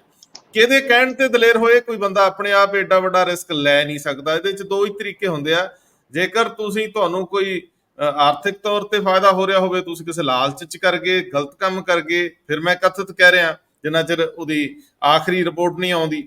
ਦੂਜੇ ਬੰਨੇ ਜੇ ਇਹਦੇ ਪਿੱਛੇ ਕੋਈ ਵੱਡੀਆਂ ਮੱਛੀਆਂ ਨੇ ਜਿਨ੍ਹਾਂ ਨੂੰ ਫਾਇਦਾ ਹੋ ਰਿਹਾ, ਉਹਨਾਂ ਦੇ ਕੋਈ ਪੋਲੀਟੀਕਲ ਕਨੈਕਸ਼ਨ ਨੇ ਜਾਂ ਕਿਧਰੇ ਕੋਈ ਹੋਰ ਕਨੈਕਸ਼ਨ ਨੇ, ਉਹ ਸਾਰੇ ਜਿੰਨਾ ਚਿਰ ਰਿਵੀਲ ਨਹੀਂ ਹੁੰਦੇ ਉਹਨਾਂ ਚਿਰ ਇਸ ਮਾਮਲੇ ਨੂੰ ਅਸੀਂ ਅਕਹਿਰੀ ਨਜ਼ਰ ਨਾਲ ਹੀ ਵੇਖ ਰਹੇ ਹੋਵਾਂਗੇ। ਮੈਨੂੰ ਲੱਗਦਾ ਇਹਨੂੰ ਕਈ ਪਰਤਾਂ ਵਿੱਚ ਦੇਖਣਾ ਪਊਗਾ।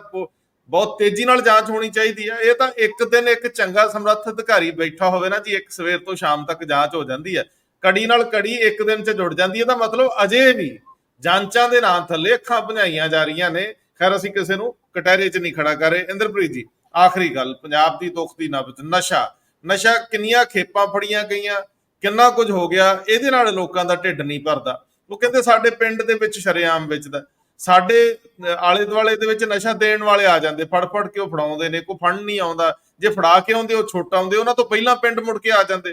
ਸੋ ਇਹਦੇ ਵਿੱਚ ਲੋਕਾਂ ਦਾ ਉਬਲਣਾ ਤੇ ਇਕੱਠੇ ਹੋ ਕੇ ਖੜ ਜਾਣਾ ਕਿਸੇ ਸਿਸਟਮ ਦੀ ਨਾਕਾਮੀ ਨਹੀਂ ਤਾਂ ਹੋਰ ਕੀ ਹੈ। ਔਰ ਇਸ ਤਰ੍ਹਾਂ ਦੇ ਜਿਹੜੀਆਂ ਮੂਵਮੈਂਟਸ ਨੇ ਜੇ ਉਹ ਵੱਡੀਆਂ ਹੋ ਜਾਣ ਤਾਂ ਅਨਾਰਕੀ ਹੁੰਦੀ ਆ। ਜਦੋਂ ਲੋਕ ਕਾਨੂੰਨ ਦਾ ਹੱਥ ਚ ਲੈਣਾ ਸ਼ੁਰੂ ਕਰ ਦੇਣ ਤਾਂ ਫਿਰ ਚੰਗੇ ਬੁਰੇ ਦੀ ਤਮੀਜ਼ ਵੀ ਨਹੀਂ ਰਹਿੰਦੀ। ਜ਼ਰੂਰੀ ਨਹੀਂ ਕਿ ਭੀੜ ਦਾ ਕੋਈ ਚਿਹਰਾ ਹੋਵੇ ਤੇ ਸਿਰਫ ਉਹੀ ਲੋਕ ਜਿਹੜੇ ਆ ਉਹਨਾਂ ਨੂੰ ਸਜ਼ਾ ਲਾਈ ਜਾ ਰਹੀ ਹੋਵੇ ਜਿਹੜੇ ਦੋਸ਼ੀ ਨੇ। ਫਿਰ ਕੋਈ ਨੇ ਹੱਕ ਮਾਰਿਆ ਜਾ ਸਕਦਾ ਹੈ। ਫਿਰ ਇਹ ਵੀ ਹੈ ਕਿ ਤੁਸੀਂ ਬਹੁਤ ਸਾਰੀ ਜਗ੍ਹਾ ਦੇ ਉੱਤੇ ਲੁੱਟਮਾਰ ਹੁੰਦੀ ਵੀ ਦੇਖ ਸਕਦੇ ਹੋ। ਹਰਿਆਣੇ ਦੇ ਵਿੱਚ ਅੰਦੋਲਨ ਵਿਗੜੇ, ਉਹਨਾਂ ਦਾ ਖਮਿਆਜਾ ਭੁਗਤਿਆ ਲੋਕਾਂ ਨੇ, ਦੇਖਿਆ ਜਨਾਨੀਆਂ ਦੀਆਂ ਇੱਜ਼ਤਾਂ ਰੁਲੀਆਂ ਨੇ, ਦੁਕਾਨਾਂ ਲੁੱਟੀਆਂ ਗਈਆਂ ਨੇ, ਕਤਲ ਹੋਏ ਨੇ, ਕਈ ਕੁਝ ਹੋਇਆ ਔਰ ਕਈ ਮੌਕਿਆਂ ਤੇ ਹੋਇਆ। ਪੰਜਾਬ ਇਹਦੇ ਵਿੱਚ ਬਚਿਆ ਹੋਇਆ ਸੀ। ਅਸੀਂ ਇਸ ਦਿਸ਼ਾ ਨੂੰ ਵਧਦੇ ਹੋਏ ਕੁਝ ਸੋਚੀਏ, ਸਾਡੀਆਂ ਸਰਕਾਰਾਂ ਕੁਝ ਪੁਖਤਾ ਪ੍ਰਬੰਧ ਕਰਨ, ਇੰਤਜ਼ਾਮ ਕਰਨ। ਕੀ ਕਹਿੰਦੇ ਹੋ ਰੰਧਾਵਾ ਸਾਹਿਬ? ਦੇਖੋ, ਇਸ ਗੱਲ ਨਾਲ ਅੱਜ ਦੀਆਂ ਜਿਹੜੀਆਂ ਦੋ ਖਬਰਾਂ ਨੇ, ਇਹ ਦੋਨੋਂ ਖਬਰਾਂ ਇਸ ਕਰਕੇ ਇੰਪੋਰਟੈਂਟ ਨੇ। ਇੱਕ ਤਾਂ ਜਿਹੜੀ 77 ਕਿਲੋ ਦੇ ਕਰੀਬ ਜਿਹੜੀ ਹੈਰੋਇਨ ਪਕੜੀ ਗਈ ਹੈ ਉਹ, ਪਲੱਸ ਦੂਜੇ ਪਾਸੇ ਜਿਹੜਾ ਪਿੰਡਾਂ 'ਚ ਲੋਕ ਲਹਿਰ ਉੱਠ ਖੜੀ ਹੋਈ ਹੈ, ਇਹ ਜ਼ਿਆਦਾ ਮੈਨੂੰ ਲੱਗਦਾ ਕਿ ਇਹ ਵਾਲੀ ਖਬਰ ਜ਼ਿਆਦਾ ਇੰਪੋਰਟੈਂਟ ਹੈ।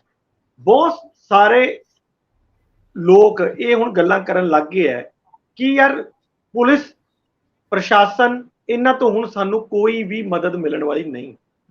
ਜੇ ਤੁਹਾਨੂੰ ਯਾਦ ਹੋਊਗਾ, ਸ਼ੁੱਕਰਵਾਰ ਨੂੰ, ਜਿਹੜਾ ਬੀਤਿਆ ਸ਼ੁੱਕਰਵਾਰ ਹੈ ਜਾਂ ਵੀਰਵਾਰ ਜਾਂ ਸ਼ੁੱਕਰਵਾਰ ਨੂੰ, ਹਾਈ ਕੋਰਟ ਨੇ ਰਾਜਜੀਤ ਵਾਲੇ ਮਾਮਲੇ 'ਚ ਜਦੋਂ ਉਹਨਾਂ ਨੇ ਹਾਈ ਕੋਰਟ 'ਚ ਪਾਈ ਸੀ ਆਪਣੀ ਜ਼ਮਾਨਤ ਦੀ ਅਰਜੀ, ਉਹਦੇ 'ਚ ਬਹੁਤ ਤਲਖ ਟਿੱਪਣੀਆਂ ਕੀਤੀਆਂ ਸੀਗੀਆਂ। ਉਹ ਸਾਰੀ ਖਬਰਾਂ ਆਪਣੀਆਂ ਰਹਿ ਗਈਆਂ, ਆਪਾਂ ਡਿਸਕਸ ਵੀ ਨਹੀਂ ਉਸ ਦਿਨ ਕੀਤਾ ਇਹ ਗੱਲ। ਉਸ ਦਿਨ ਇੱਕ ਤਲਖ ਟਿੱਪਣੀ ਉਹਨਾਂ ਦੀ ਇਹ ਸੀ ਵੀ ਜਿਹੜੇ ਲੋਕਾਂ ਨੂੰ ਇਸ ਗੱਲ ਦੀ ਜ਼ਿੰਮੇਵਾਰੀ ਦਿੱਤੀ ਹੋਈ ਹੈ, ਜੇ ਉਹੀ ਮਤਲਬ ਇਹਦੇ ਵਿੱਚ ਸ਼ਮੂਲੀਅਤ ਹੈ ਉਹਨਾਂ ਦੀ, ਤਾਂ ਮੈਨੂੰ ਲੱਗਦਾ ਬਾੜ ਫਸਲ ਨੂੰ ਖਾ ਰਹੀ ਹੈ। ਇਹ ਹਾਈ ਕੋਰਟ ਦੇ ਜੱਜ ਹੋਰਾਂ ਦੀ ਆਪਣੀ ਟਿੱਪਣੀ ਹੈ। ਉਹਨਾਂ ਨੇ ਕਿਹਾ ਵੀ ਇੱਕ ਪਾਸੇ ਤਾਂ ਇਹ ਦਿਖ ਰਿਹਾ ਹੈ ਕਿ ਬੰਦਾ ਸ਼ਿਕਾਰ ਦੇ ਪਿੱਛੇ ਭੱਜ ਰਿਹਾ ਹੈ, ਪਰ ਆਪਣੇ ਪਿੱਛੇ ਨਾਲ ਸ਼ਿਕਾਰੀ ਕੁੱਤਾ ਵੀ ਲੈ ਕੇ ਭੱਜ ਰਿਹਾ। ਇਹ ਜਿਹੀਆਂ ਬਹੁਤ ਤਲਖ ਟਿੱਪਣੀਆਂ ਉਹਨਾਂ ਨੇ ਕੀਤੀਆਂ, ਆਪਣੀ ਰਹਿ ਗਈ। ਉਹ ਇਸੇ ਕਰਕੇ ਜਿਹੜੇ ਲੋਕ ਨੇ ਉਹਨਾਂ ਨੂੰ ਵੀ ਇਹ ਲੱਗ ਰਿਹਾ ਵੀ ਯਾਰ ਜਿੱਥੇ ਜਿਸ ਤੋਂ ਉਮੀਦ ਹੈ ਵੀ ਯਾਰ ਇਹ ਪੁਲਿਸ ਵਾਲੇ ਸਾਡੀ ਮਦਦ ਕਰਨਗੇ, ਜੇ ਅਸੀਂ ਬੰਦਾ ਫੜਾ ਦਈਏ ਤਾਂ ਇਹ ਘੱਟੋ ਘੱਟ ਸਾਨੂੰ ਸਾਡੇ ਪਿੰਡ 'ਚ ਦੁਬਾਰਾ ਨਸ਼ਾ ਨਹੀਂ ਵਿਕਣ ਦੇਣਗੇ। ਪਰ ਜੇ ਉਹੀ ਵਿਕਵਾ ਰਹੇ ਨੇ ਤਾਂ ਮੈਨੂੰ ਲੱਗਦਾ ਕਿ ਸਿਚੁਏਸ਼ਨ ਬਹੁਤ ਸੀਰੀਅਸ ਹੋ ਗਈ ਹੈ। ਅੱਜ ਦੀ ਡੇਟ 'ਚ ਬਹੁਤ ਸਾਰੇ ਘਰਾਂ 'ਚ ਜੇ ਤੁਸੀਂ ਜਾਓ ਤਾਂ ਘਰਾਂ ਦੇ ਵਿੱਚ ਇੱਕ ਵੀ ਮੇਲ ਨਾਂ ਦਾ ਬੰਦਾ ਨਹੀਂ ਹੈ। ਜੇ ਕੋਈ ਮੇਲ ਹੈ ਤਾਂ 2-2 4-4 ਸਾਲ ਦੇ ਬੱਚੇ ਹੋ ਸਕਦੇ ਆ, ਇਸ ਤੋਂ ਜ਼ਿਆਦਾ ਨਹੀਂ ਹੈਗਾ। ਉਹਦੇ ਪਿੱਛੇ ਆਹੀ ਲੋਕ ਡਰੱਗਸ ਦੇ, ਪਹਿਲਾਂ ਪਿਓ ਮਰ ਗਿਆ, ਭਰਾ ਮਰ ਗਏ, ਇਸ ਤਰ੍ਹਾਂ ਦੇ ਸਾਰੀਆਂ ਜਾਈ ਜਾ ਰਹੇ ਨੇ। ਤੇ ਉਹ ਕਿੰਨੀ ਸੀਰੀਅਸ ਪ੍ਰੋਬਲਮ ਹੋ ਗਈ ਹੈ, ਇਹ ਹੁਣ ਲੋਕਾਂ ਨੇ ਇਹਨੂੰ ਆਪਣੇ ਹੱਥ 'ਚ ਲੈ ਲਿਆ। ਮੈਨੂੰ ਲੱਗਦਾ ਕਿ ਹੁਣ ਪੰਜਾਬ ਖੁਦ ਹੀ ਉੱਠ ਖੜਿਆ ਹੋਇਆ ਕਿ ਨਹੀਂ ਵੀ ਜਿਸ ਤੋਂ ਉਮੀਦ ਹੈ ਸਰਕਾਰਾਂ ਤੋਂ ਵੀ ਉਹਨਾਂ ਨੇ ਦੇਖ ਲਿਆ ਵੀ ਆਪਾਂ 2 ਵਾਰੀਆਂ ਸਰਕਾਰਾਂ ਕਹਿ ਕੇ ਬਦਲੀਆਂ। ਪਹਿਲਾਂ ਅਕਾਲੀ ਦਲ ਦੇ ਉੱਤੇ ਬਹੁਤ ਇਲਜ਼ਾਮ ਲੱਗਦੇ ਸੀ ਉਹਨਾਂ ਦੇ ਨੇਤਾਵਾਂ ਦੇ ਉੱਤੇ ਕਿ ਉਹ ਡਰੱਗਸ ਵਿਕਵਾਉਂਦੇ ਆ। ਕਾਂਗਰਸ ਦੇ ਕੈਪਟਨ ਅਮਰਿੰਦਰ ਸਿੰਘ ਨੇ ਕਿਹਾ ਵੀ ਉਹ ਲੱਕ ਤੋੜ ਦੇਣਗੇ, ਉਹਦਾ ਵੀ ਕੁਝ ਨਹੀਂ ਹੋਇਆ। ਤੇ ਭਗਵੰਤ ਮਾਨ ਹੋਣੀ, ਉਹਨਾਂ ਨੇ ਵੀ ਬਹੁਤ ਵੱਡੇ ਕਲੇਮਸ ਕੀਤੇ ਤੇ ਉਹਨਾਂ ਤੋਂ ਵੀ ਕੁਝ ਨਹੀਂ ਹੋਇਆ। ਅੱਜ ਵੀ ਡਰੱਗਸ ਜਿਹੜੀ ਹੈ ਪਿੰਡਾਂ ਦੇ ਵਿੱਚ ਸਰੇਆਮ ਵਿਕ ਰਹੀ ਹੈ। ਲੋਕ ਕਹਿ ਰਹੇ ਆ ਕਿ ਆਹ ਸੀ ਇਹਦੇ ਵਿੱਚ ਦੋ ਚੀਜ਼ਾਂ ਹੋਈਆਂ ਨੇ। ਇੱਕ ਜਿਹੜਾ ਉਹ ਪਰਮਿੰਦਰ ਸਿੰਘ ਝੋਟਾ ਵਾਲਾ ਜਿਹੜਾ ਕੇਸ ਹੈਗਾ ਉਹ ਸਾਹਮਣੇ ਆਇਆ, ਉਹਦੇ ਨਾਲ ਥੋੜਾ ਜਿਹਾ ਲੋਕ ਉੱਠੇ ਨੇ ਕਿ ਹਾਂ ਯਾਰ ਇੱਕ ਬੰਦਾ ਜੇ ਕਰ ਸਕਦਾ ਤਾਂ ਜੇ ਪਿੰਡ ਉੱਠ ਖੜੇ ਫਿਰ ਤਾਂ ਜ਼ਿਆਦਾ ਸੌਖਾ ਕੰਮ ਹੋ ਜਾਏਗਾ। ਦੂਜਾ ਜਿਹੜਾ ਕਿਸਾਨ ਅੰਦੋਲਨ ਤੋਂ ਅਸੀਂ ਜਿੱਤ ਮਿਲੀ ਹੋਈ ਹੈ, ਉਹ ਵੀ ਜਿਹੜੀ ਇੱਕ ਉਹਨਾਂ ਨੂੰ ਲੱਗਦਾ ਕਿ ਸਟਰੈਂਥ ਤਾਂ ਸਾਡੇ ਕੋਲ ਹੈਗੀ ਹੈ, ਕੰਮ ਤਾਂ ਅਸੀਂ ਕਰ ਸਕਦੇ ਹਾਂ, ਜੇ ਅਸੀਂ ਭਾਰਤ ਸਰਕਾਰ ਨਾਲ ਭਿੜ ਸਕਦੇ ਹਾਂ ਤਾਂ ਇਹ ਤਾਂ ਕੋਈ ਐਡੀ ਗੱਲ ਹੈ ਨਹੀਂ। ਜੇ ਅਸੀਂ ਇਕੱਠੇ ਹੋ ਕੇ ਲੜਨ ਲੱਗ ਜਾਈਏ ਤਾਂ ਇਹਨਾਂ ਨੂੰ ਅਸੀਂ ਬਾਹਰ ਕੱਢਣਾ ਵੀ ਫਿਰ ਬਹੁਤ ਸੌਖਾ ਹੈ। ਸੋ ਇਸ ਤੇ ਕਈ ਪਿੰਡਾਂ ਨੇ ਸ਼ੁਰੂਆਤ ਕੀਤੀ ਹੈ, ਕਮੇਟੀਆਂ ਬਣਨੀਆਂ ਸ਼ੁਰੂ ਹੋ ਗਈਆਂ ਨੇ। ਹੁਣ ਮੈਨੂੰ ਲੱਗਦਾ ਦੇਖਾ ਦੇਖੀ ਹੋਰ ਪਿੰਡਾਂ 'ਚ ਵੀ ਇਹ ਫੈਲੇਗਾ। ਇਸ ਤਰ੍ਹਾਂ ਦੀ ਜੋ ਆਪਾਂ ਚਰਚਾ ਕਰ ਰਹੇ ਹਾਂ, ਜੇ ਚਰਚਾ ਵੀ ਲੋਕਾਂ ਤੱਕ ਪਹੁੰਚਦੀ ਹੈ, ਹੋਰ ਪਿੰਡਾਂ ਤੱਕ ਪਹੁੰਚਦੀ ਹੈ, ਤਾਂ ਮੈਨੂੰ ਲੱਗਦਾ ਕਿ ਲੋਕ ਜਿਹੜੇ ਹਜੇ ਨਹੀਂ ਉੱਠੇ ਜਾਂ ਲਈ ਹਿੰਮਤ ਕਰ ਪਾ ਰਹੇ, ਉਹ ਵੀ ਫਿਰ ਜਿਹੜੀ ਹੈ ਇਹ ਹਿੰਮਤ ਜੁਟਾ ਲੈਣਗੇ ਤੇ ਖੁਦ ਹੀ ਡਾਂਗਾ ਲੈ ਕੇ ਖੜੇ ਹੋ ਜਾਣਗੇ। ਹਾਂ, ਇਹ ਗੱਲ ਦੇ ਵਿੱਚ ਇੱਕ ਜਿਹੜੀ ਤੁਸੀਂ ਸ਼ੱਕ ਉਠਾਇਆ ਹੈ ਕਿ ਇਹਦੇ ਨਾਲ ਕਈ ਵਾਰ ਅਨਾਰਕੀ ਵੀ ਹੋ ਸਕਦੀ ਹੈ, ਲੋਕ ਇਹ ਪਥਭ੍ਰਸ਼ਟ ਵੀ ਹੋ ਸਕਦਾ, ਵੀ ਕੁਝ ਲੋਕ ਤਾਂ ਹੋ ਸਕਦਾ ਕਿ ਸਹੀ ਦਿਸ਼ਾ ਵੱਲ ਚੱਲਣ, ਪਰ ਇਹਦੇ ਵਿੱਚ ਕੁਝ ਲੋਕ ਇਦਾਂ ਦੇ ਵੀ ਸ਼ਾਮਲ ਹੋ ਸਕਦੇ ਆ ਜਿਹੜੇ ਇਸੇ ਰਾਹੀਂ ਕੁਝ ਆਪਣੇ ਜਿਹੜੇ ਤਰੀਕੇ ਨੇ ਜਾਂ ਆਪਣੇ ਕਾਰੋਬਾਰ ਨੇ ਉਹ ਵੀ ਚਲਾਉਣਾ ਸ਼ੁਰੂ ਕਰ ਦੇਣ। ਉਹ ਵੀ ਮੈਂ ਮੰਨਦਾ ਕਿ ਉਹ ਵੀ ਹੁੰਦਾ ਹੈ, ਹੋ ਸਕਦਾ ਹੈ, ਪਰ ਹਜੇ ਤਾਂ ਕੰਡੇ ਨਾਲ ਕੰਡਾ ਕੱਢਣ ਦੀ ਕੋਸ਼ਿਸ਼ ਹੋ ਰਹੀ ਹੈ ਤੇ ਮੈਨੂੰ ਲੱਗਦਾ ਹੈ ਕਿ ਕੰਡੇ ਨਾਲ ਕੰਡਾ ਕੱਢਣਾ ਹੀ ਪਏਗਾ। ਇਸ ਤੋਂ ਇਲਾਵਾ ਹੁਣ ਸਾਡੇ ਕੋਲ ਕੋਈ ਚਾਰਾ ਨਹੀਂ ਰਹਿ ਗਿਆ। ਸਿਸਟਮ ਵਰਕ ਕਰਨੇ ਚਾਹੀਦੇ ਆ, ਸਿਸਟਮ ਪ੍ਰੋਪਰ ਹਰਕਤ 'ਚ ਹੋਣੇ ਚਾਹੀਦੇ ਆ, ਅਦਰਵਾਈਜ਼ ਇੱਕ ਬੁਰਾਈ ਖਤਮ ਕਰਦੇ ਅਸੀਂ ਉਹਦੇ 'ਚੋਂ ਦੂਜੀ ਬੁਰਾਈ ਨਾ ਸਹੇੜ ਲਈਏ, ਲੋਕ ਜਦੋਂ ਬੇਚੈਨੀਆਂ 'ਚ ਹੋਣ ਤਾਂ ਇਹ ਮੂਵਮੈਂਟਸ ਦਿਸ਼ਾਵਾਂ ਰਹਿਤ ਵੀ ਹੋ ਜਾਂਦੀਆਂ। ਤਾਂ ਮੈਨੂੰ ਲੱਗਦਾ ਹੈ ਕਿ ਤੁਹਾਨੂੰ ਬਹੁਤ ਸੰਜਮ ਸੁਹਿਰਦਤਾ ਦੀ ਲੋੜ ਹੁੰਦੀ ਹੈ, ਲੀਡਰਸ਼ਿਪ ਬੜੀ ਜ਼ਰੂਰੀ ਆ। ਲੀਡਰਸ਼ਿਪ ਦੀ ਅਣਹੋਂਦ ਡਰਾਉਂਦੀ ਆ ਕਿ ਲੋਕ ਆਪ ਮੁਹਾਰੇ ਨਾ ਹੋ ਜਾਣ। ਕੋਈ ਕਾਲ ਦੇਣ ਵਾਲਾ, ਕੋਈ ਮਾਸਸ ਨੂੰ ਅਪੀਲ ਕਰਨ ਵਾਲਾ ਵਿਅਕਤੀ ਜਦ ਅਸਰ ਹੋਵੇ, ਬਾਕੀ ਨਹੀਂ ਬਚਿਆ। ਬਾਕੀ ਜਿੱਥੋਂ ਤੱਕ ਹਾਈ ਕੋਰਟ ਦਾ ਤੁਸੀਂ ਜ਼ਿਕਰ ਕਰ ਰਹੇ ਸੀ, ਉਹ ਜਸਟਿਸ ਜਿਨ੍ਹਾਂ ਨੇ ਇੱਕ ਕੇਸ ਸੁਣਿਆ ਰਾਜਜੀਤ ਵਾਲਾ, ਉਹਨਾਂ ਦਾ ਜ਼ਿਕਰ ਕਰਨਾ ਨਾਵਾਂ ਦਾ ਬੜਾ ਜ਼ਰੂਰੀ ਆ। ਇਹ ਸੀਗੇ ਜਸਟਿਸ GS ਸੰਧਾਵਾਲੀਆ ਤੇ ਜਸਟਿਸ ਹਰਪ੍ਰੀਤ ਕੌਰ ਜੀਵਨ। ਮੈਂ ਇੱਕ ਵਾਰੀ ਫਿਰ ਯਾਦ ਕਰਾ ਦਿਆਂ ਕਿ ਰਾਜਜੀਤ ਸਿੰਘ ਅਜੇ ਵੀ ਪੁਲਿਸ ਦੀ ਗ੍ਰਿਫਤ ਤੋਂ ਬਾਹਰ ਨੇ। ਪੁਲਿਸ ਨੂੰ ਬਹੁਤ ਸੁਹਿਰਦਤਾ ਨਾਲ ਆਪਣਾ ਚਿਹਰਾ ਸਾਫ਼ ਸ਼ਫਾਫ ਦਿਖਾਉਣਾ ਹੋਊਗਾ ਤੇ ਭਗਵੰਤ ਮਾਨ ਨੂੰ ਪੋਲੀਟੀਕਲ ਵਿਲ ਦਿਖਾਉਣੀ ਹੋਏਗੀ। ਬਹੁਤ ਮਿਹਰਬਾਨੀ, ਬਹੁਤ ਧੰਨਵਾਦ। ਧੰਨਵਾਦ ਜੀ।